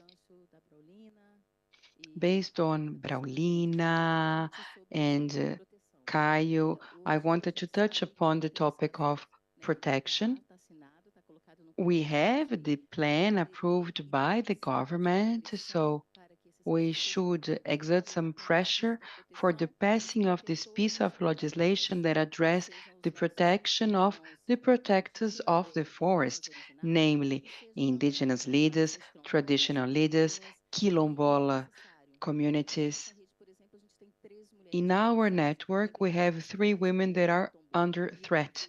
Sister Bernadette is yet another example, and the federal government must take this into account.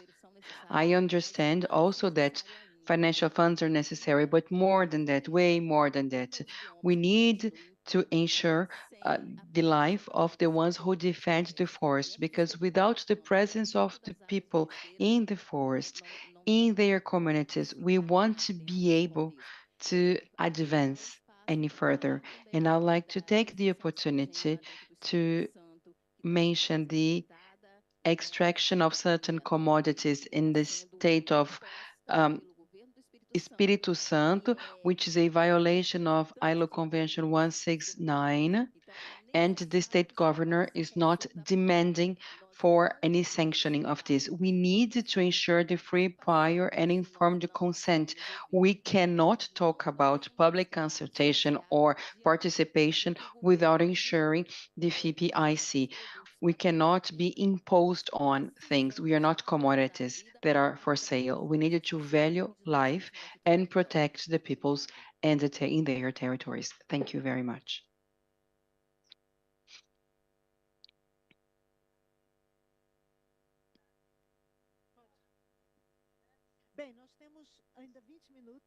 We have 20 minutes. I thought we should end, but no, we still have 20 minutes. So I think that you can make your final remarks, maybe 2 minutes each panelist. Indu, if you can start.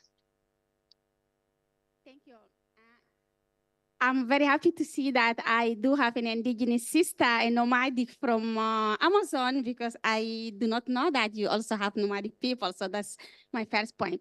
So my 2-point remark, the COP is going to be in Brazil, yes. you have traditional people that what we are having here. And of course, you have also Afro-descendants. I don't know how you are defining in the national law. And then you have also indigenous peoples. So all the peoples need to work together if they have a same problem. You highlight the problem of the land, the problem of the demarcations of the land, the problem of the natural resources, the problem of the traditional knowledge. So all that are discussing at the negotiations.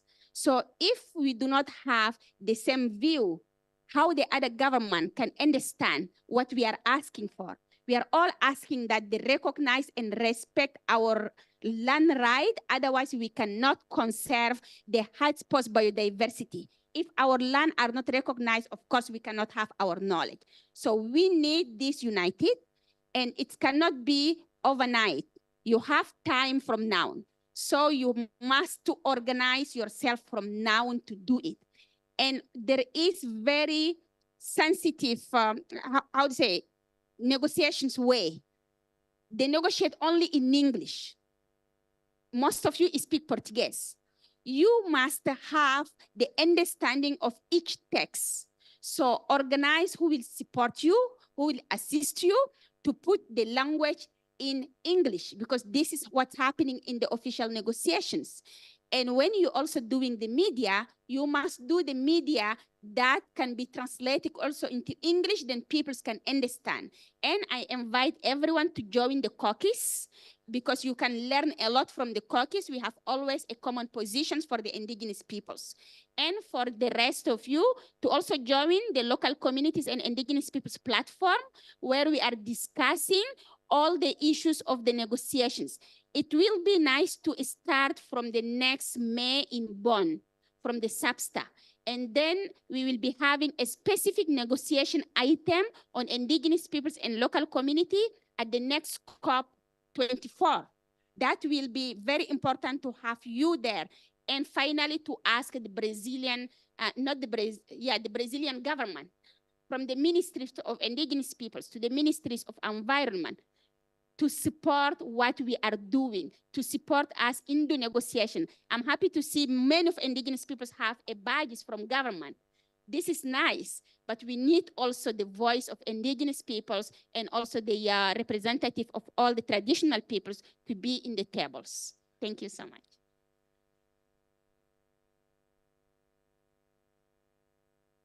Bom, pessoal, gostaria de agradecer e de Thank you very much, everyone. And I wanted to say that cooperativism in the communities is helpful to share culture, reinforce culture. And we believe that, yes, together we are stronger. And as our comrade said, we can spread culture, knowledge, training regarding our culture. And I do believe that cooperativism can be a way forward. It can be a road through which we can share, promote, and give a voice and representativeness to communities and peoples. Thank you very much. On Saturday, we are going to have a panel on cooperativism that will take place at the Brazilian Pavilion at 1:30, and you are all invited. Thank you. Thank you very much, Laís. And now, Jana and Júlio Barbosa will then conclude with the final remarks. Jana first. Todos os comentários e reações. Thank you very much. Thank you for all your comments, all your contributions. It was very good for me as well to learn about all the experiences you have, especially the indigenous peoples.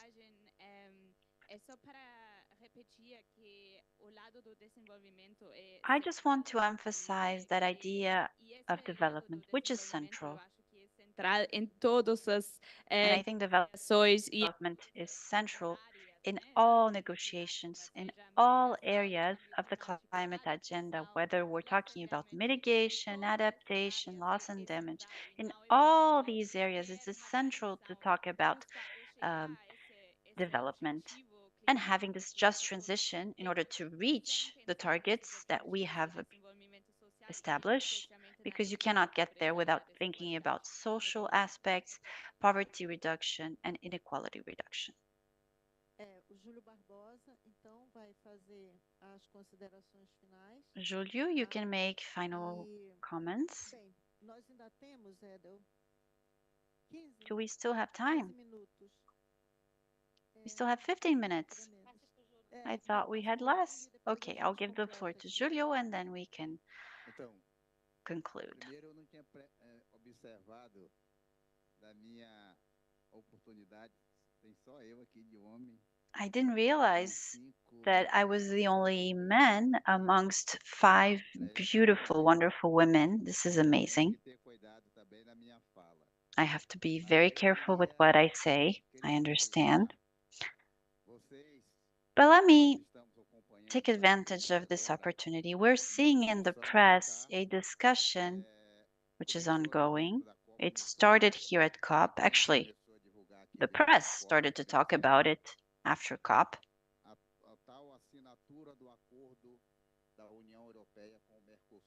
Which is the European Union agreement with Mercosur.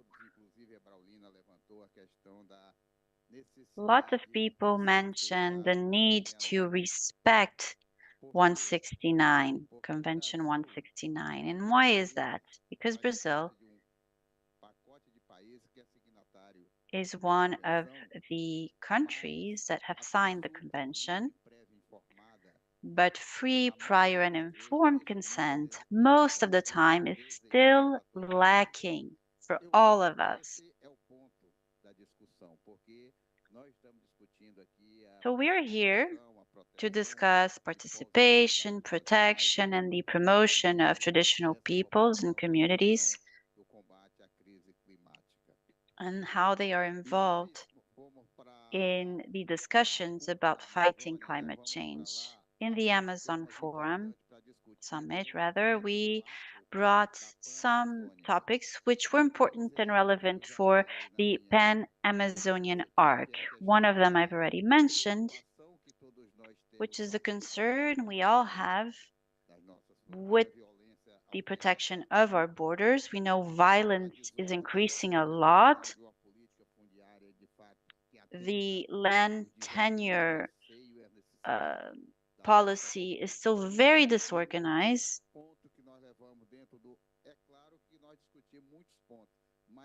And there are lots of points we can discuss, but I think these are central issues. The final one being infrastructure and how it is designed to develop this region. In terms of infrastructure in the Amazon, you usually think about infrastructure needed to send agribusiness products or to build large hydropower plants. So you build one such as Belo Monte, the Belo Monte hydropower plant. And when you look at the municipalities around the hydropower plant, they have energy problems. They have an energy crisis. So this kind of infrastructure we talk about a lot. We need to take into account that free, prior, and informed consent to all communities is a necessity. And then, following that first free, prior, and informed consent, and the fact that we mentioned it was lacking, IBAMA itself said that free, prior, and informed consent is only a right of the indigenous peoples. However, Brazil has 29 different traditional peoples, and they're not included. Why do we only include one, the indigenous people, and the other 28 traditional peoples don't have access to this free, prior, and informed consent? This is a challenge that we have.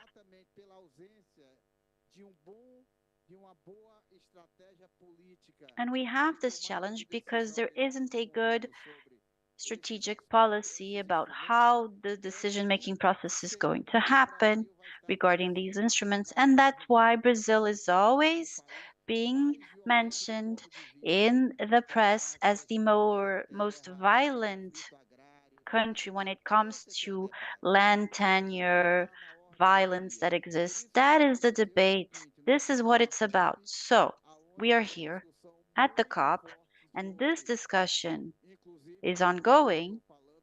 And I heard a governor talk about restoration.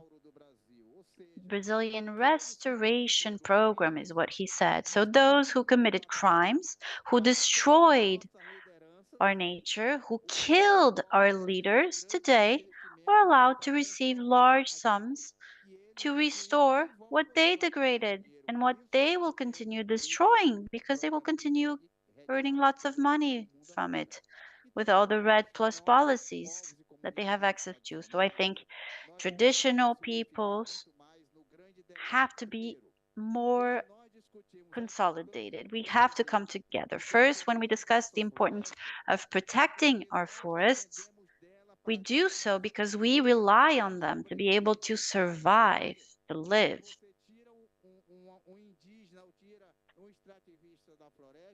When you remove an indigenous person or a traditional extractivist from the forest, he can no longer live. He can no longer make a living. This is how he makes a living from the forest. Our relationship to biodiversity is intrinsic to how we live. It's how we make a living. So the debate we're having here shows this very clearly. And this COP, in my opinion, sets the path that we want all the way to COP30 in Belém. Next year, we will host G20 in Brazil. Then we will have the BRICS happening as well. And all these fora discuss precisely our future and our own existence. We need to be very well mobilized all the way to COP30 because indigenous participation and the participation of traditional peoples and communities needs to be very important. We need to be very present at COP30. And Lula often says that COP30 is to make sure that those who are talking about the Amazon without knowing about it have to go and get to know the Amazon. But not just that, they need to become aware of the cause we defend. We are defending the life of people who live there. We cannot close our eyes to the discussion about the temporal framework doctrine, which discusses when indigenous people and their right to land begins. This is to defend not just them, but the planet, to make sure that we have a planet we can live in. Thank you very much. Secretary Alda is going to close, but before, I want to just emphasize what our friend Kerijani from Araguaia mentioned as a summary, basically, of our discussion, which is building capacities for the government to act. So I'll just re-emphasize what she said. As President Lula brings with him Marina Silva as Minister of the Environment for her third term, we have a secretary that comes from traditional peoples. When President Lula brings with him Minister Sônia Guajajara as Minister of Indigenous Peoples, this gesture and the reestablishment of all the social participation councils we now have within the government, specifically within the Ministry of the Environment, as well as the Sustainable Development Council. And we have Magri here. He has been in the council for a very long time. All of that allows us, through dialogue and with the participation of authorities that represent the social and environmental movement within the government, we do have an opportunity for learning to happen, for the Brazilian state to finally learn something And I hope, Julio, that this will be learning that will be spread throughout all levels of government, governors, mayors, so that they come and participate in this process.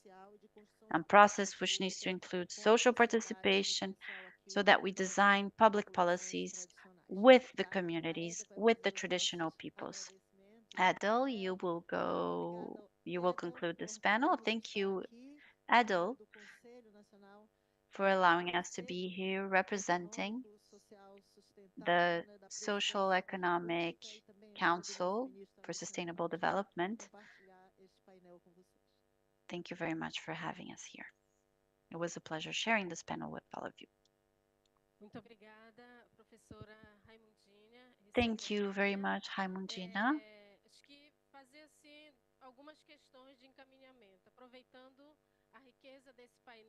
So let's take advantage of all the wealth of this panel and the presence of Hindu with us, the presence of ILO, which goes beyond our borders. That was the objective when we decided to establish this dialogue. We want to build this dialogue here at COP so we would have important references listening to us.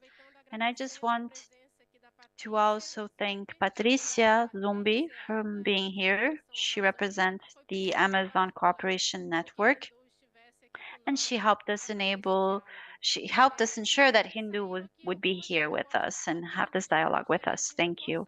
And also I want to mention some of the propositions we just talked about, the idea that together we are stronger, right, Hindu?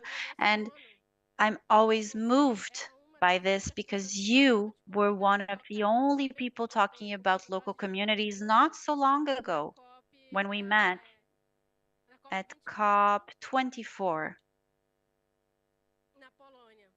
in Poland.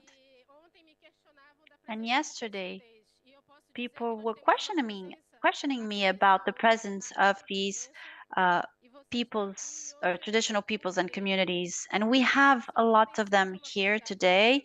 I represent the government, but I belong to a traditional community, and back not so long ago actually there were very few people who represented these communities.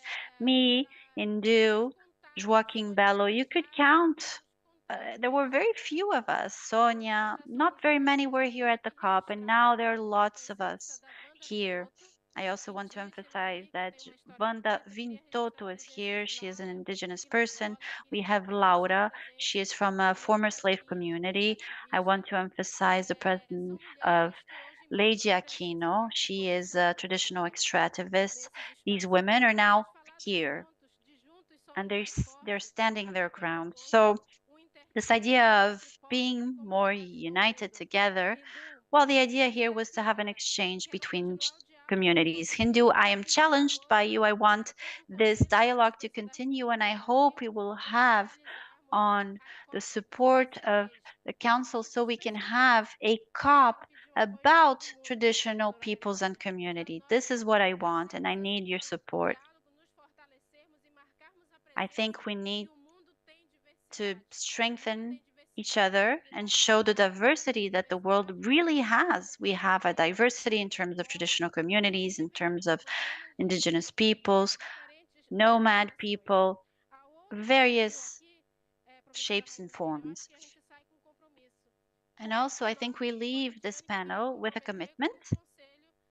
Lidiane mentioned the commitment to have some kind of capacity building to the government about traditional peoples and community.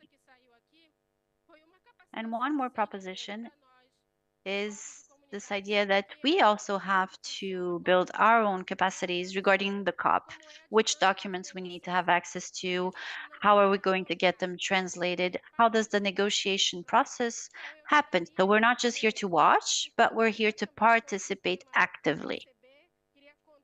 So thank you very much. I hope we can count on the Brazilian cooperative system, ILO as well. We have huge challenges ahead, and we cannot be here and talk about the people we have lost. We want to live. And I apologize, I always speak as government, but also as a traditional person because I am both. And before I am government, I am from a traditional community. So I need to speak on their behalf as well. To conclude,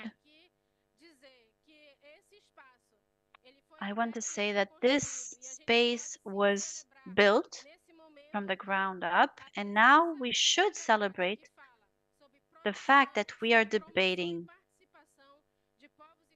promotion, participation, and protection of indigenous peoples while talking about the climate agenda. Traditional peoples have to be compensated and repaired for all the impacts they are suffering. So this is the challenge we have as well. We need to talk about that lens when we talk about protection and access to rights. Those rights are universal, but they're still not accessible in many territories throughout the world where we have traditional peoples and communities. This is a huge challenge. And of course, we cannot talk about reparation if we're not ensuring that there is financing as well. Without money, you cannot get anything restored. You cannot ensure that these people will have a way of living. And also, I'd like to mention Ivanildo Brilhante, director of CNS, Joaquim Belo, all these people who represent traditional communities and are here with us at COP. Thank you, everyone, for being here. Our panel members, Hindu, Lais, Julio, Lara, and on behalf of our Minister Marina Silva, and on behalf of the federal government and President Lula, on behalf of our council, and on the Secretariat of Traditional Peoples and Communities, we're here united to build a better world. Thank you.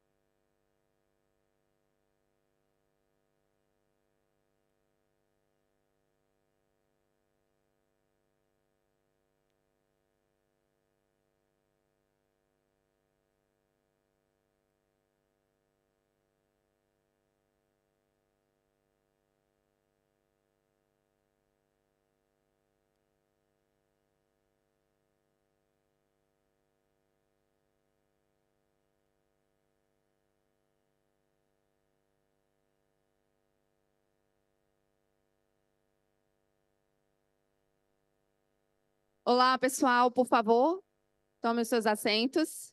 O próximo painel vai começar. Hello, everyone. Please take your seats. We're about to start.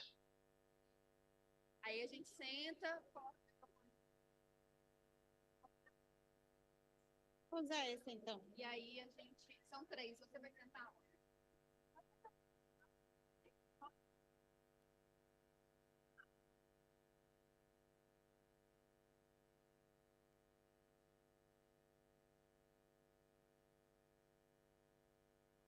Perfeito, então senta no meio.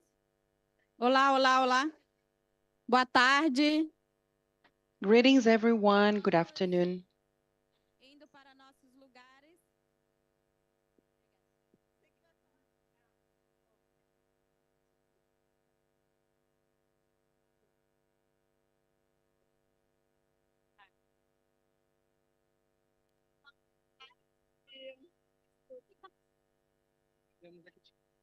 Ai, meu Deus.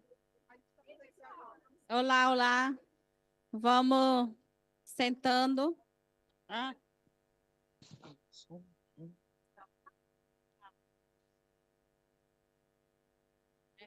Bom dia. Good morning. No Brasil a gente está com sono, né? Mas aqui já é meio-dia. In Brazil, it's very early, but here in Dubai, it's midday already.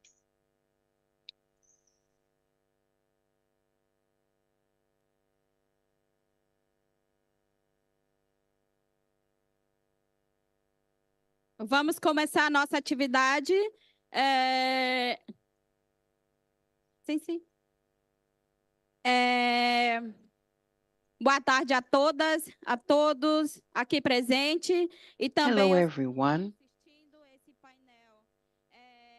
Se chama We are about to start Sagrada dos our Mulheres panel, Queria registrar Sacred Women Water, a presença da deputada and I'd like to acknowledge the presence of our MP, Benedita. We are very honored to have you here. atividade. Ela foi organizada de forma conjunta e coletiva com This outras session organizações. Então a gente has been organized collectively, nós da articulação so we nacional have a hybrid session with some people following us online. So we que pudesse trazer suggested a panel mulheres indígenas e outros that would allow us to discuss the struggle of indigenous women plus other partners. So the idea is to give visibility to the voice. Gostaria de chamar aqui a Shirley Krenak, nossa mulher terra do Bebê I would like to invite Shirley Krenak, Wanda Vitoto, nossa mulher semente, Wanda Vitoto, our seedling women, a nossa companheira Quintage, né, da our comrade Kentage, pronunciar, mas são a companheira que vai dar a voz a nossas companheiras de who luta will de forma online. express the voices of our comrades, and she will be following us online. Primeiro vamos ouvir a companheira, já passando a palavra para Let's hear our comrade Kintaj, and then we are going to hear Wanda and finally Shirley. Can we proceed this way?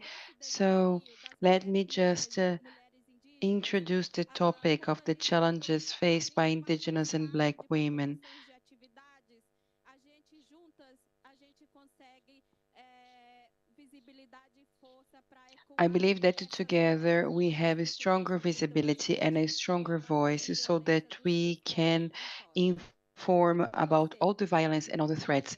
Comrade, you have the floor, please. Can you hear us well? Yes, I can hear you well. Can you hear me well too? Yes, we can. My name is Kitanji from the National Forum of Food Security for people of African origin, and I am part of the group called Sacred Women Waters. I'm very happy to share the panel with you.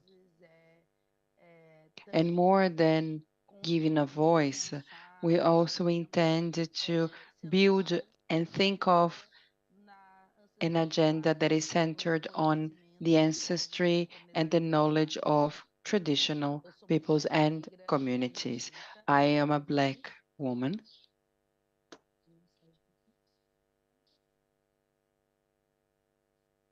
Bom, vou continuar aqui. Pode seguir.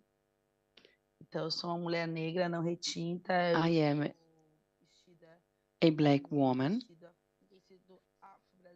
I am wearing an Afro-Brazilian fabric, yellow and blue.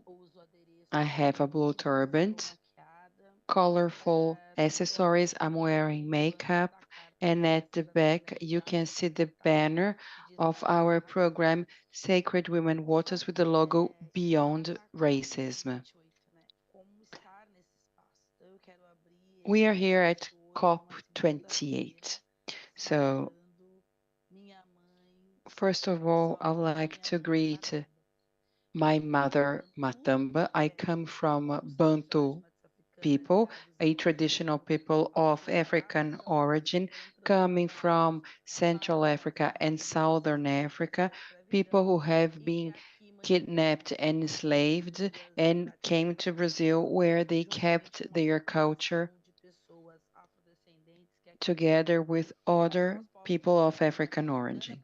We people of African origins, in addition to have been brought to this territory, we've struggled to maintain our thinking, our language, our food culture, and for us, nature is a divinity, and through where we transmit our culture and ancestry. So first of all, I would like to greet all women in this panel and greeting the bodies of we Sacred Women Waters, greeting my mother Matamba, the deity linked to the energy of the storms, of the war, of women power. And that this mother energy is with us. Kiwamatan. And I hope that everything I say will be truth. So let me start.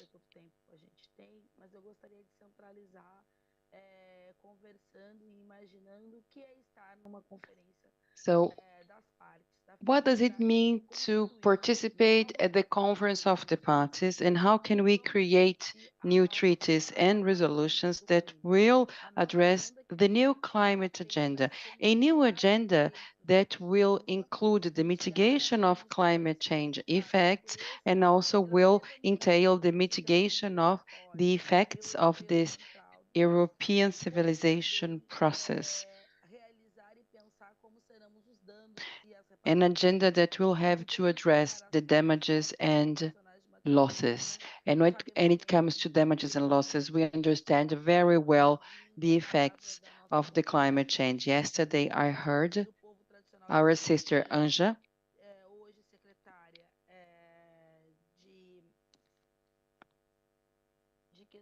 who currently works as a secretary at the Ministry of the Environment.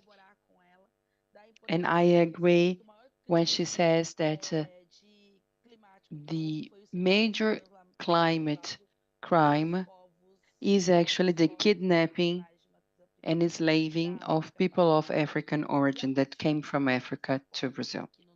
And the continuity of these peoples in the Brazilian territory and in all diasporas led to a change, but also a preservation of land. And I would like to address three topics. Initially, the practices of peoples of African origin when it comes to preserving and taking care of their land. After the kidnapping and enslaving of people, the African people choose a territory to live on, and in this new land, they are gonna look for spaces surrounded by nature. And once they occupy this space, they will fight for security and the preservation of their life on that land. And this struggle will bring improvements for this land, but real estate speculation and the neo-enslaving mindset undermines our communities and devastates the environmental conditions surrounding our lands. And as a consequence, traditional lands, religious lands, become islands of preservation in a given territory. However, these territorial units exist before the cities. These were areas of proximity with our deities, such as the leaves, the water, the nature. And when the city is created, the city shrinks and strangles this area. So there is an environmental racism that takes place, hampering the communities to having access to their traditional system, to their livelihoods, where we cannot have an exploitation aimed at profit, but only to the subsistence.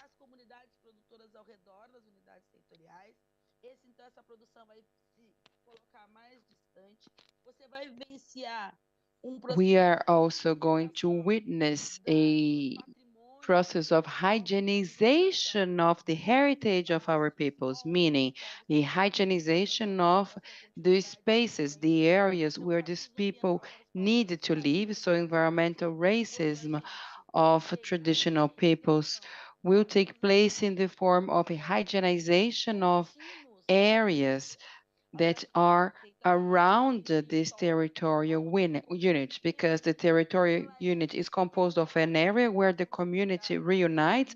However, it is surrounded and continued by the rivers, the forests, and these territorial units that are being shrinked by the construction of the cities start losing their access to nature, to the rivers, to the lakes, to the waters, to the trees, which will actually also witness a legislation that will hamper this population to have access to their own territorial, which triggers the deterritorialization of these communities, which led us to create the Day of Heritage, Iemanjá Day. It's important for us to understand that the festival of this deity, Iemanjá, is a very important day, and it's a day where the Brazilian population think about the coastline, the relationship with the water, the femininity of the water, this relationship with the sea, and the territorial units go to the sea to this day, a sea whose access has been limited by the creation of some cities. So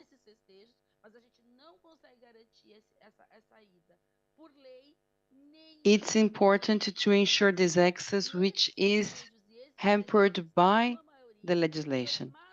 And these festivities that we have, such as the festivity for the goddess of the sea, is very important because on the one side, it raises awareness regarding our practices, but on the other side, we have a capitalistic approach and vision of our practices, creating products and commodities that are not really connected to our traditional practices, but that are linked with the profit. So we are sold in a way, and we are sold in a very violent manner. So these commodities violate the seas and our own identities. These products and commodities, they have an interpretation of femininity from the perspective of their products and not the femininity from a water perspective, but an approach that is based on large-scale production, trade, and profit.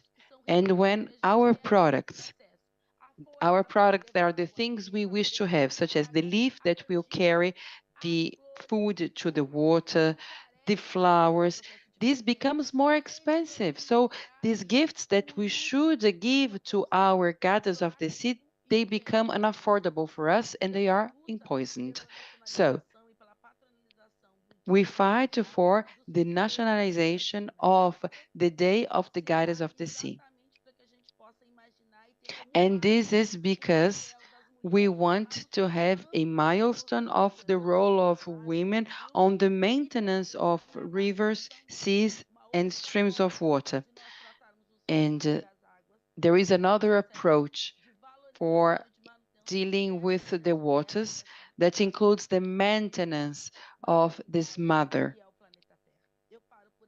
which is the Earth, the planet Earth. That's what I have to say for now. Thank you. Thank you. We will then have a second round with the questions. It's, my first time as a moderator, and I have very powerful women in the session. So I'm very grateful for the experience of putting these voices together of these water women. It's very important for us to be present everywhere. Now I'd like to give the floor to the seed woman of our network, who will speak about the women and the bodies of Vitoko. When it comes to the water and to the food, can you please tell me about the importance of them in face of this climate emergency we're all going through? Thank you very much. Thank you very much, Brau.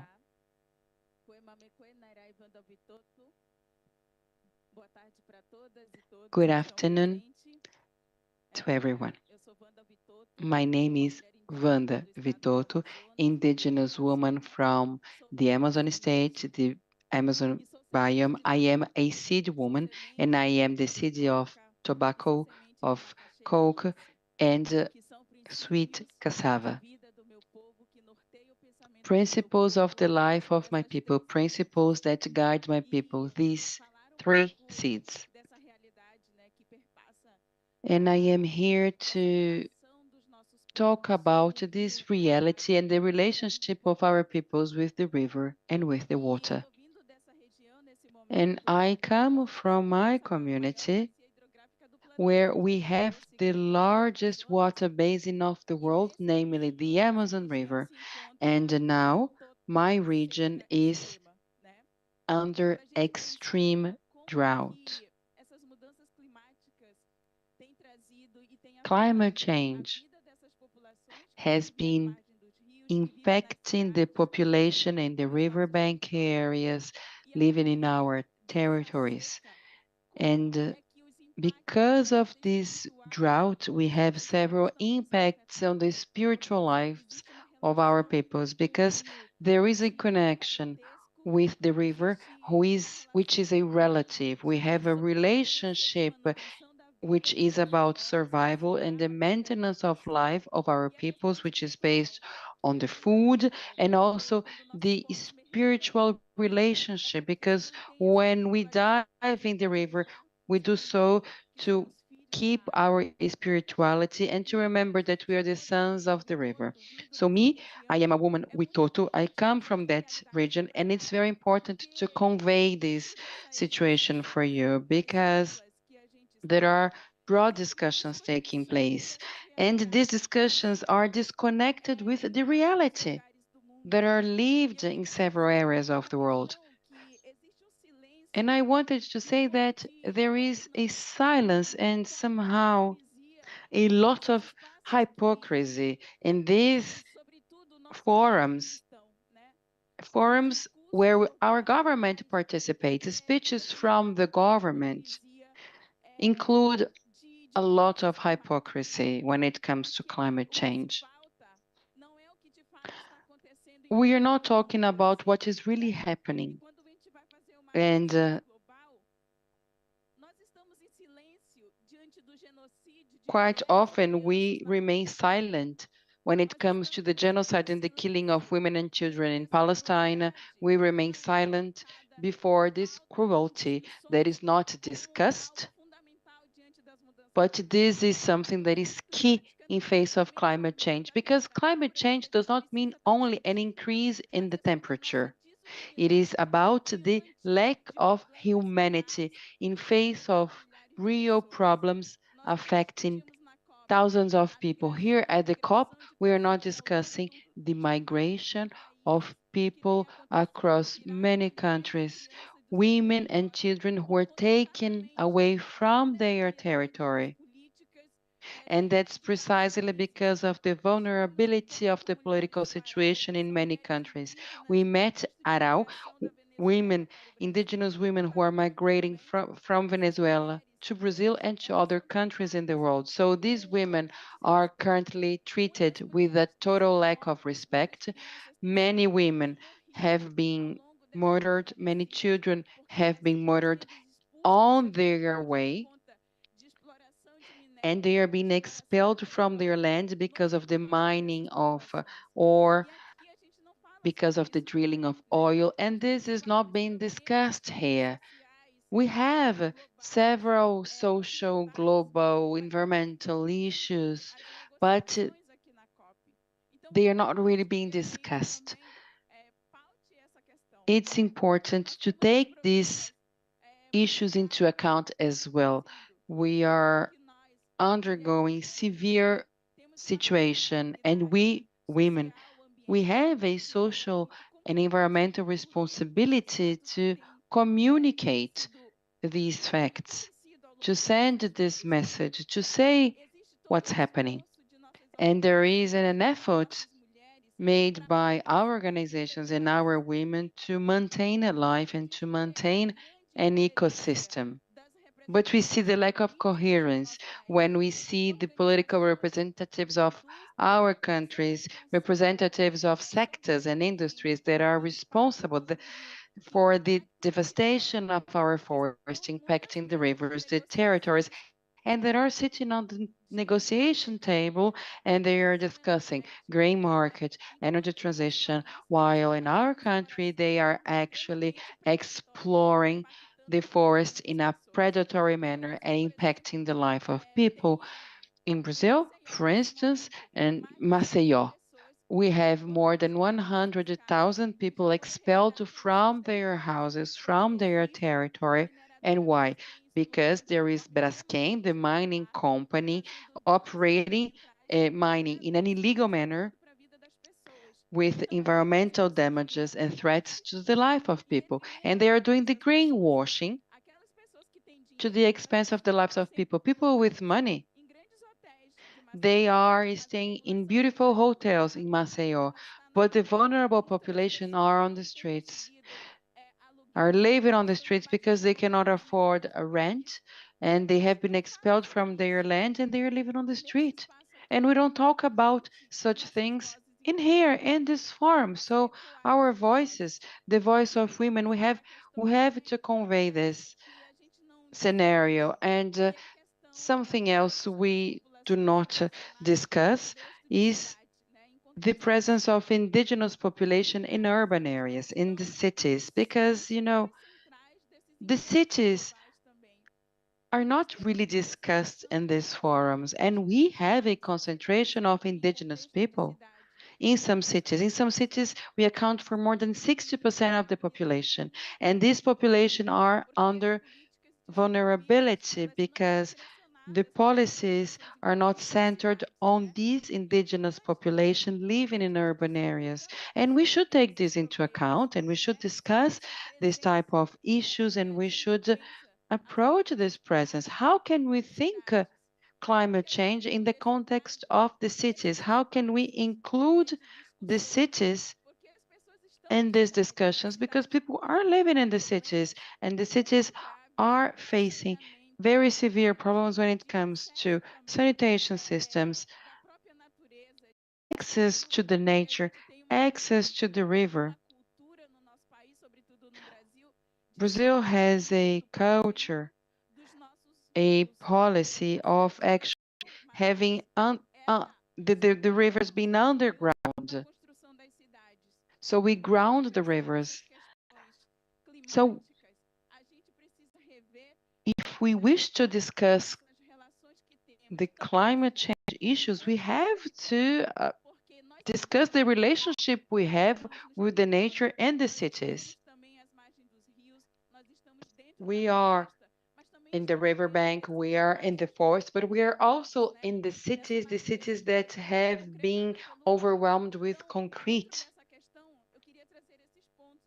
So these are the issues I wanted to discuss. We cannot forget to take these problems into account because they impact so many people, but they are not a topic of discussion because the big issue is the negotiation, the funds. These are the big issues, the deals, the agreements, the financial deals, and not our lives, not the maintenance of our territory, not ensuring food and access to food because thousands and millions of people they are starving and this is not being discussed. So we must be alert. We cannot be seduced by the financial aspect because this will contribute to our destruction as well. We cannot forget the humanitarian issues because these are central to this struggle. Thank you very much. Obrigada, obrigada, Wanda. Thank you, Wanda.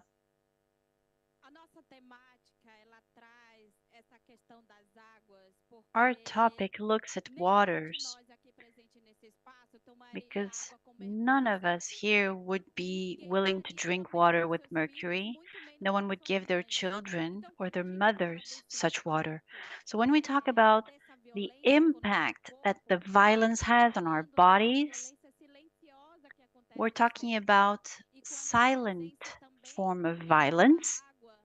And when we don't have access to water, for women, for instance, who live in the suburbs, have no access to drinking water, then once again, we're talking about a form of violence. Not having water in your home is a form of violence. So the women here present to bring their voice, to make their voices heard, and I'm very nervous sitting next to Shirley Krenak.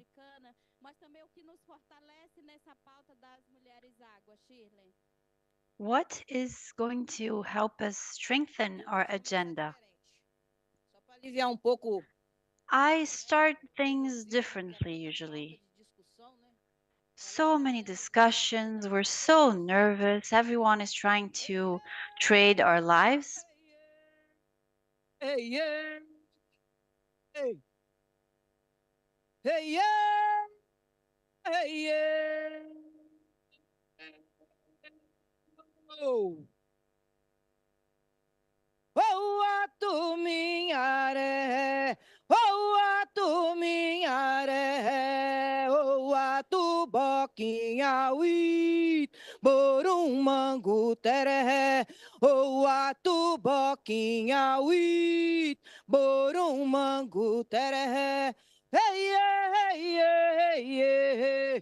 Hey, yeah, hey, yeah, hey, yeah. Hey, yeah, hey, yeah. Hey, yeah, hey, yeah. Hey, yeah, hey, yeah. Oh.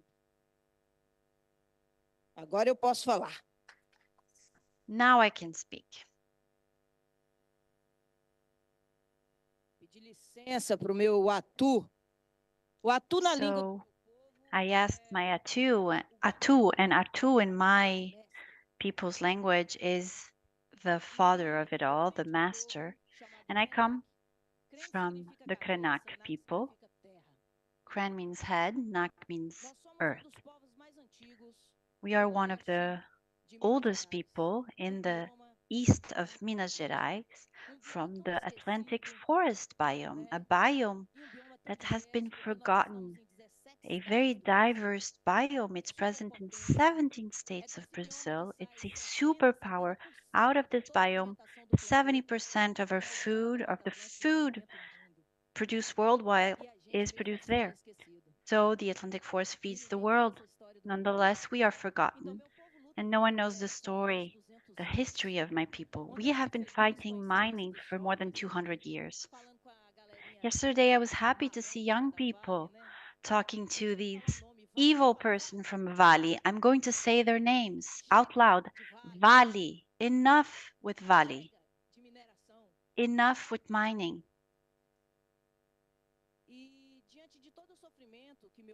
And in light of all the suffering my people have gone through since colonization to today, one of the most terrible wars we had to fight was looking at a river and seeing it was dead.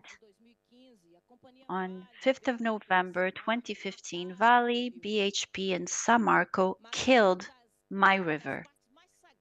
They killed one of the most sacred parts of my own people. So if today we're here in Dubai, a city filled with buildings, with technology, well, this technology, it comes from my land. It is in the state of Minas Gerais that we have lots of these minerals. Mining companies are there, but we need to understand that Vale is the biggest mining company, not only in Brazil, but in the world. So it's very necessary to think about what minerals are used for. What are they used for? They're used for wars. If it was just to have cell phones or televisions, I think we would be able to have more strength to be able to fight all the perversity that's happening in the world. Look at all the wars that are going on. But no, minerals are used to make tanks, missiles, atomic bombs. This is what they're used for. And these companies don't see us, indigenous peoples, who are standing there below the forests. As you said, Wanda Witoto, you say that people tend to look at the forests from above, but they're not used to look at the forest from the ground up. If they did, they would see us there. That's not what they usually do. White people don't usually do that. However, my people is still alive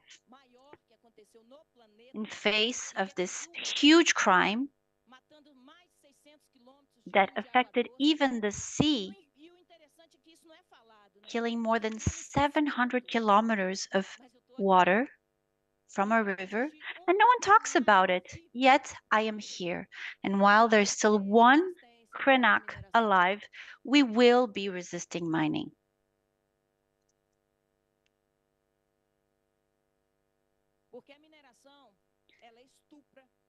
Because mining rapes, mining leaves people hungry, it leaves behind it destruction, it creates a psycho violence, it's genocide, ecocide, all of these things we do not talk about in a COP. Because here at the COP, we're negotiating power, we're negotiating people, but we don't give visibility to the struggle, the real struggle of indigenous peoples. I am tired of these negotiations that want nothing. They just want capital, power, destruction. If, as human beings, we do not understand what this is about, what is the agreement we have about what the earth is, it's not going to work. I am impressed because every single day you eat from the earth, you drink from the earth. This is what our body is made of, water and earth. And if you forget that, you're completely destroyed. And you support all the crimes that are happening in the world. All of the Brazilian biomes are important. And just to send you a message, Pampa, the Brazilian wetlands, are a biome, and they're very important. Do you hear me, President Lula? Pampa is a biome. And us, indigenous women, from our network, for a very long time, we've been emphasizing on making sure that the different biomes have a voice, because these biomes are us, indigenous women, fighting every single day to have a place to live, to survive, to raise our children, and we're tired of having mining destroying our land. Here in the Amazon Valley says that it's doing wonderful things. This is what it says on TV, but it's destroying souls, not just the souls of the indigenous people, but of every single person on this planet. So maybe we should get a better sense of what really should be talked about here at COP. We should talk about how we're here, how we're living, and how we are a tree standing, and how we are going to ensure we are still alive.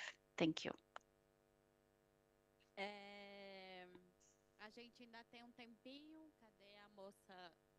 We still have some time. Where is the person who's helping me keep track of time?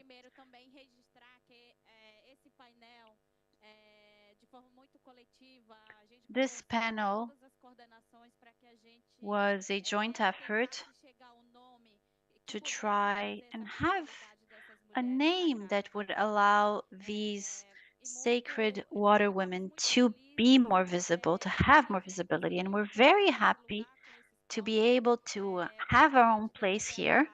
I'd like to give the floor back to Juliana.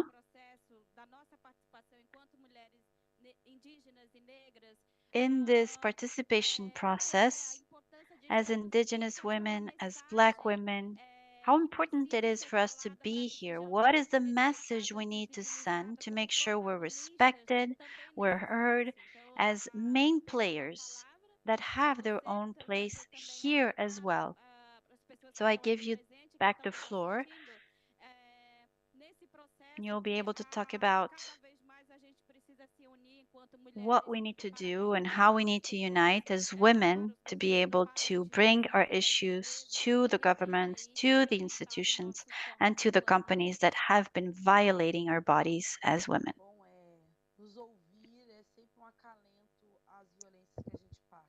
It's always comforting to hear each other due to all the violence we're suffering, in light of all the violence we're suffering.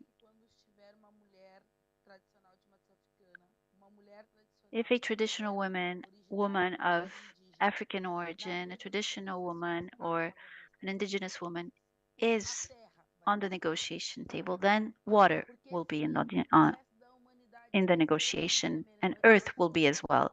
If the rest of humanity has forgotten that we are earth and water, that we are what we eat, what feeds us, if we remember that, then we will not be forgotten.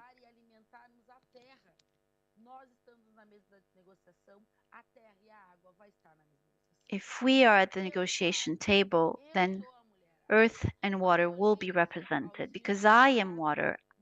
The violence made by those who kill in the north, in the south, who have filled lands in the southeast and mined in Minas Gerais, that's violence against my body. I was crying with my children watching what happened with Vale in the state of Minas Gerais. And then I went to the state. So while we still have an African people standing, we will fight. Looking at technology and how we're going to build this land. Technology of war is European. And the technology preserving what serves war is European. You see technology also in fishing, in agriculture, in food. So we are here because it is important for us to represent earth and water. This is in my body. This is me. So our bodies have to be present at the negotiations beyond loss and damage and numbers. We are part of the solution. We have to stop using technology that moves war, that leads to war, and focus on the technology that is used by the families that feed this country. It is the indigenous and traditional peoples that feed the country, family agriculture, and not agribusiness and its monoculture. We are women, we are biomes. Being here next to these women reminds me that today I am a woman, a biome, and I represent Pará. I am Painalvo in Pará. I am Majocolossi from Pará. Being here today is being a Cerrado woman because I am present in Distrito Federal through Manjoice and others. Being here today is being a woman from the rainforest because I am Adriana from São Paulo. I am Maria from Minas Gerais.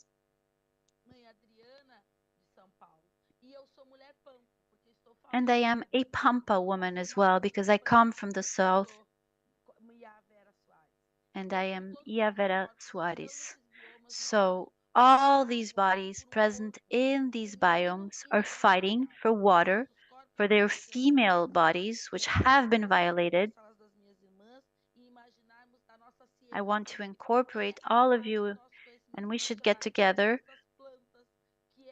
to strive to share the knowledge we have.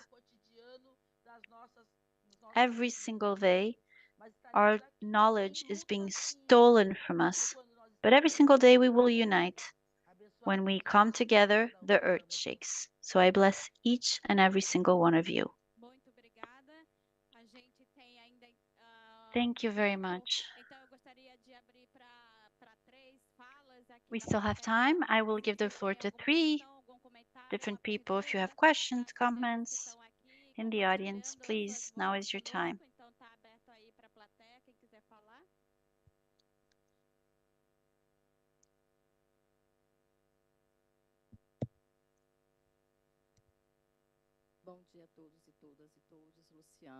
Good morning, everyone. My name is Luciana. I want to add to what was said by Juliana, but also congratulate each and every one of you for your talks. I come from the Rio Doce mouth of the river, and we are made invisible, especially us women. I represent riverside communities that work with fishing, that live with fishing. They demonize us. They do not respect our religious and spiritual activities. And someone said before that we need to build capacities within the government, but do we really need to? Doesn't the government we elect come from our base? Wasn't the government that we elected a victim of this lack of visibility? So why do we need to build capacities within the government? We see policies, but we don't see policies to those who have and follow the religion of Candomblé. A lot of the time, people point their fingers at us in a very racist and prejudiced way, looking at our religions. So how much am I multiplying and giving visibility to this Euro-centered speech that all women are victims of, as are our children? So Juliana, I feel like it was comforting to hear you, and I make myself present through the voice of Yamoni. She could be here, and she is a victim of this speech, this discourse, as all of us are. Lots of people think that the religions of African origin that we practice in Brazil, they are seen with prejudice. We don't have respect. Every single time that one of us doesn't respect someone who practices their religion, they are pulling the trigger. They're pulling the trigger to allow that body to be killed. So I want to just add to what Shirley said, and I think it's very sad that after 8 years, we still haven't gotten full compensation for what happened in Minas Gerais. Juliana, Shirley, our brothers in the Quilombola communities in the state of Espírito Santo are suffering with mining companies and their activities there. We need to keep them in mind. The government of Espírito Santo is also providing concessions in certain lands, and they're not listening to us. We have Quilombola leaders, so former slave leaders, who are being threatened because they are against the activities of these companies. And because there's such high corporativism, right now, a Quilombola leader is going to be arrested and Suzano called for this arrest to be made because the salt that they're extracting is going to be used to produce cellulose. And this deposit that was found, it goes all the way from Conceição da Barra to the north of Caravelas. But the biggest deposit is in Conceição da Barra. So they're coming at us from everywhere. They want to kill us from all sides. They want to silence us. And it's up to us here at COP to make a difference. President Lula, that the Dubai COP won't be the same. Actually, let me correct myself, that COP in Belém 2030 will not be as filled with as much luxury as we have here in Dubai. It will be more simple. It will look like Brazil. So we have here Benedita, our congresswoman. She understands very well social causes. And I ask you, Lula, to really make it different so that we give the people, but more specifically women, the right to participate and to affect environmental issues. Because as you know, we didn't create all these problems. We are not to blame for the climate crisis, but we do have tools and technologies to solve it. Thank you.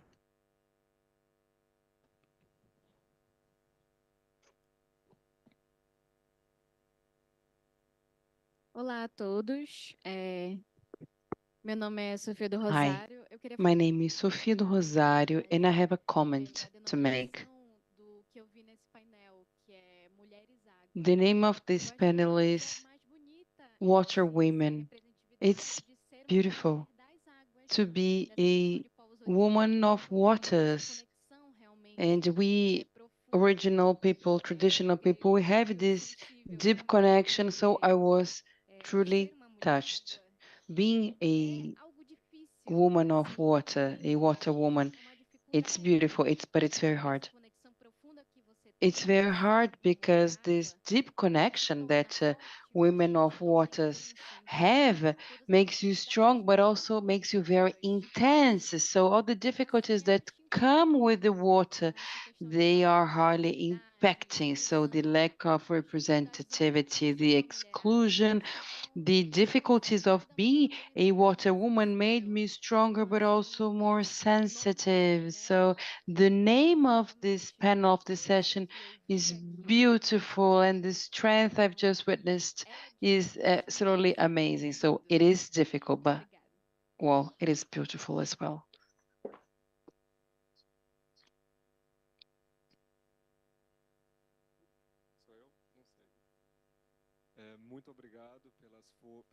Thank you so much for the very powerful words from all of you. I also feel very touched to hear you all. And now we'll ask a question, but this is based on an experience I'd like to share.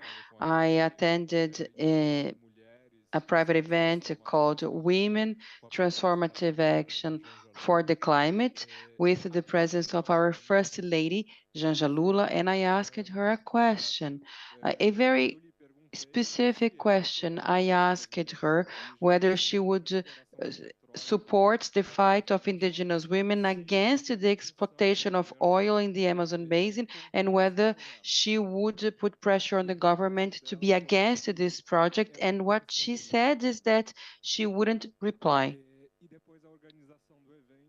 And later on, the organization of the event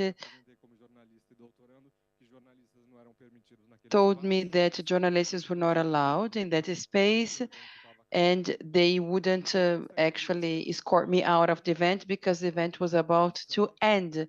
So my question is, how does it take place, the dialogue, the communication with the government when it comes to fighting against mining projects, oil projects? How does it take place in practice?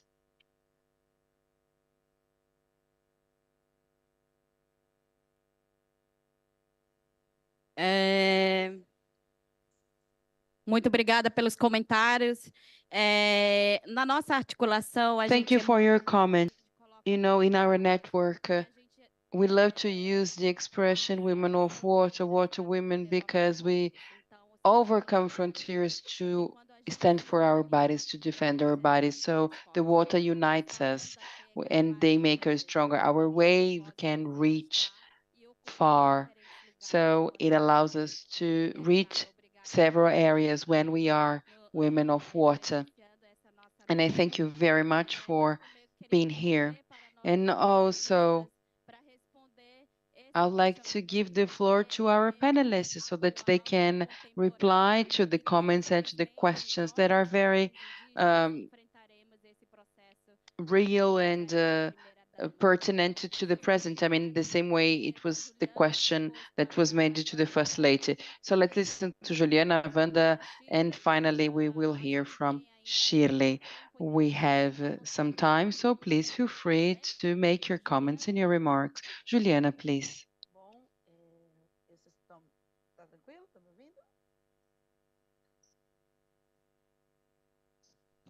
Sim, a gente está te ouvindo.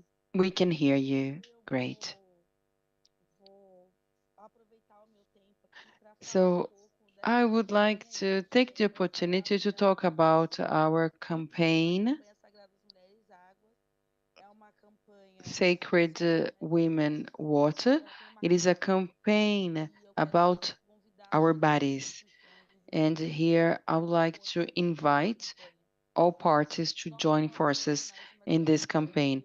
We traditional people of African origin that have traditional strategies aimed at the balance, we are protected by our deities and we ask the permission of waters. We are the people that have the knowledge and that were created in the Holocaust of slavery, that fought against fascism forces that intended to whiten the population.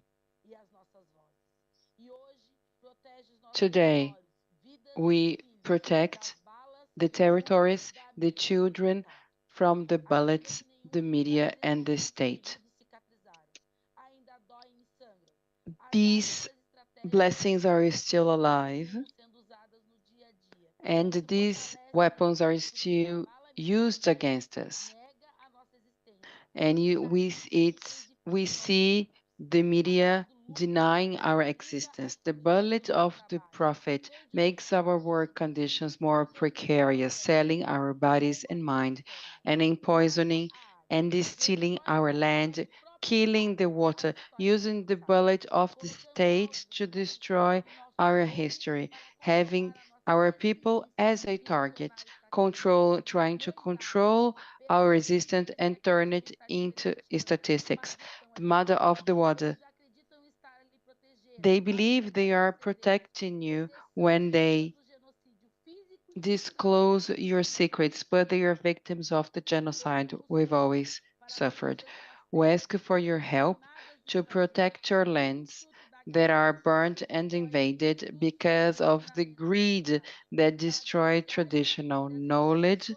We need to speak out about the violence and stop the Brazilian government from passing laws that criminalize our way of dressing, singing, eating, and living. We needed to protect the future generation, the children and the grandchildren, so that they can know their names, Mother of Waters, know our customs, because they are victim of prejudice and racism at schools.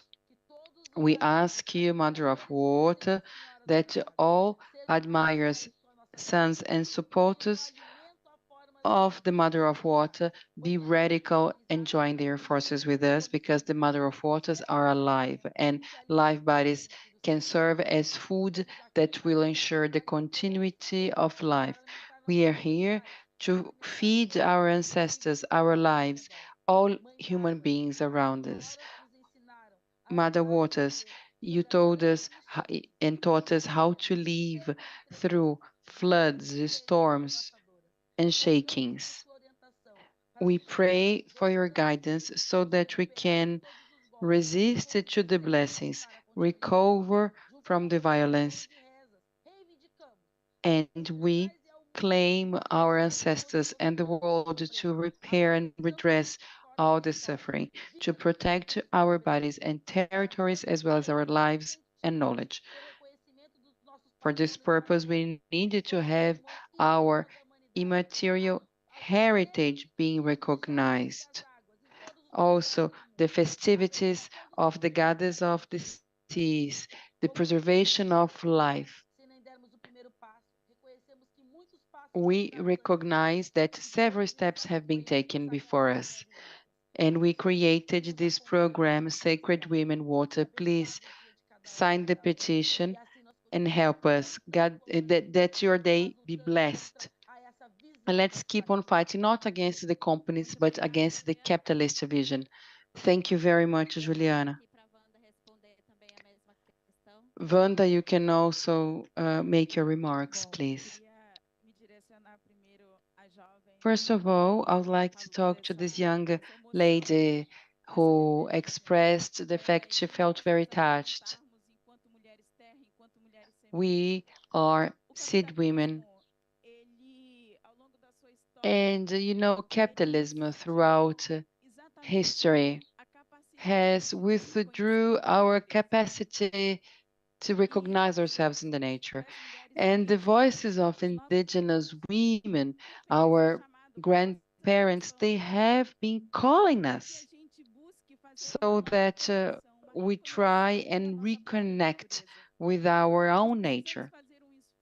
We need to make a huge humane effort to have such a recognition so that we can recognize ourselves as water, as land, as seed. My people is from Saúva, ant. My people refers to a small ant so that we can reconnect and recognize ourselves as nature. And this is traditional knowledge, but the capitalism makes us think that we are superior in relation to the nature. So because we believe we are superior, we believe we can use the nature, we can contaminate the nature, destroy the nature, kill it. Our move when we recognize ourselves as seed, roots, forests, nature, is this attempt to enable our generation to recognize itself as nature. And from that moment on, we'll be able to take care of the nature, because when we take care of the land, we take care of our own bodies. When we take care of the river, we take care of our body. And this is very important because we need to change. Yesterday, we lost Nego Bispo, and a very important master, and he used to refer to this colonial thinking, to the colonial mindset, and he had a counter-colonial mindset, and he said so many beautiful things. He said that he didn't speak well, he couldn't write well, and he said it's because he did not accept to be colonized, and we cannot accept to be colonized as well. So the same way Krenak says that in order to postpone the end of humanity, we need to tell our history. We need also to tell the history of Nego Bispo, of our grandparents, and also who we are, traditional peoples. So we need to present our biomes, and this is an exercise we can all carry out because we need to think about who we are, where we are. If you're not indigenous, when you present yourself in a panel, say where you come from, because demarcating a territory is very important. Say from which biome you come from, the Amazon, the wetlands. Say that you are in the territory of a given people, because then you remember the society that you have indigenous people in that biome. So it's important for you to say who are the indigenous people living in the biome you come from, even if you're not indigenous, because we need also to ask for the permission so that we can keep on walking and diving in our rivers, because we need to recognize ourselves as humanity as well. Oftentimes we feel superior to other bodies because we do not recognize ourselves, and we do not accept to be affected by the reality of the other. Therefore, we produce violence when we cannot see ourselves on the other because of the color, because of anything. And this triggers conflicts. And we need to forget about these conflicts. We need to leave this area of conflicts. And the river has a lot to teach. The river does not stop flowing. The same way as our bodies, rivers should not be fixed. And our bodies, just like the river, need to be freed. And the river teaches us so. The river flows. The river is free. The river breaks frontiers. And in our relations, we should flow as a river, crossing the oceans and with more power. So that's what I had to say. And also, I would like to listen to our sisters, to our comrades, because we should always be in the sisterhood, recognizing ourselves as water, as land. It makes us more powerful. It makes the nature more powerful and our lives as well, because it is on the territory that we exist. Thank you.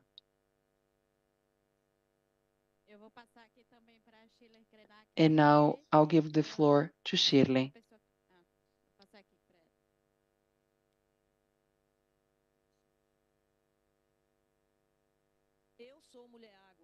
I am a woman of water, and I will always be. Politics is the water I drink, the food I drink, the air I breathe. This is all political.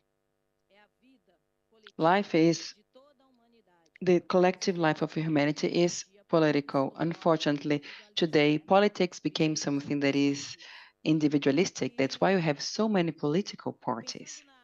And a question was raised, and today for us indigenous peoples, the politics became very challenging. It's not easy to occupy political arenas that have actually been created by others, not created by us. These arenas are polluted, corrupted. And then you have indigenous people operating and existing in an arena that were not created by them to try to communicate, to try to convey an understanding, and try to say, what is it like to do politics within an arena where we have never been accepted before?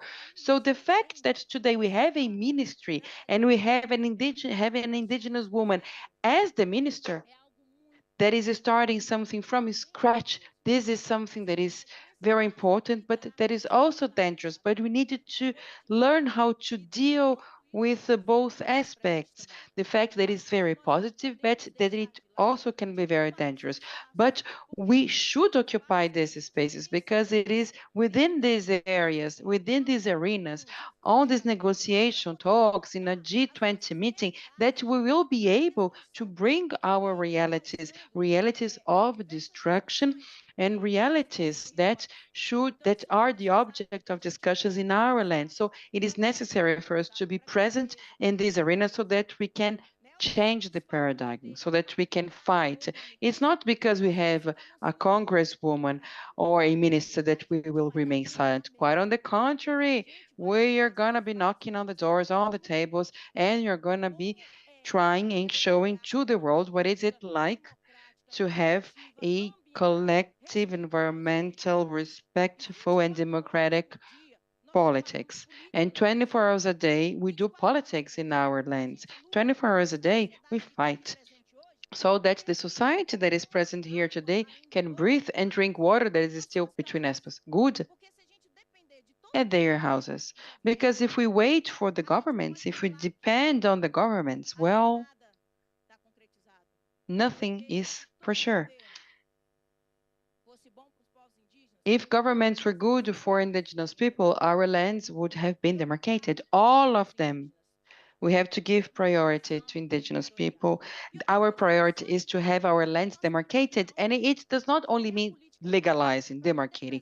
We need to pass public policies to restore the territories, to provide us with these environmental strategies that are positive, that can allow us restoring our land, because quite often we have lands that are demarcated, given back to indigenous peoples, but they are totally destroyed. And then there is no public policy in place to assist the community and to help this community have livelihoods. So it is very important to be present at these arenas, at this area. So the reply you didn't get, we will do our very best to give you this answer, because that's why we're here, to make it different, because we are women of water. We are here. Okay?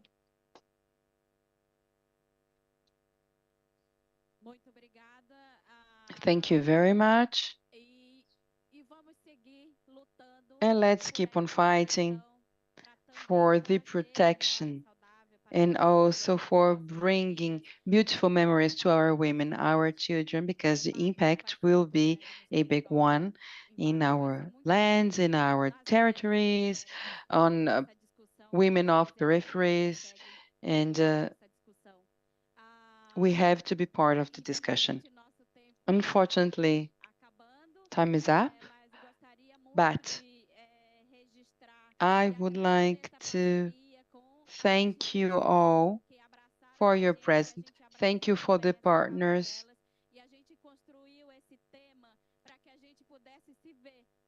And we organized this panel where we could talk about ourselves being recognized as women of water, so that we could make our voices heard, and the water is in our bodies, and the water is important for each and every one of us in Brazil and in the world, and we need to take care of this water so that future generations can have access to this water, so that our children can have access to stream inlets, to healthy rivers where they can bathe, where they can dive. But this is not possible, as our Madam Krenak said, as to the rivers and the mining areas. And we have lots of people suffering with the mercurium contamination, women that have been suffering the contamination of mercurium in their bodies. So we, women of the network of water women and of women of African origin, we're going to keep on fighting for the protection of our bodies, so that we have a place on the table of discussions and for the creation of public policies based on our reality. So I'd like to thank you all, each and every one of you who followed us on site and remotely.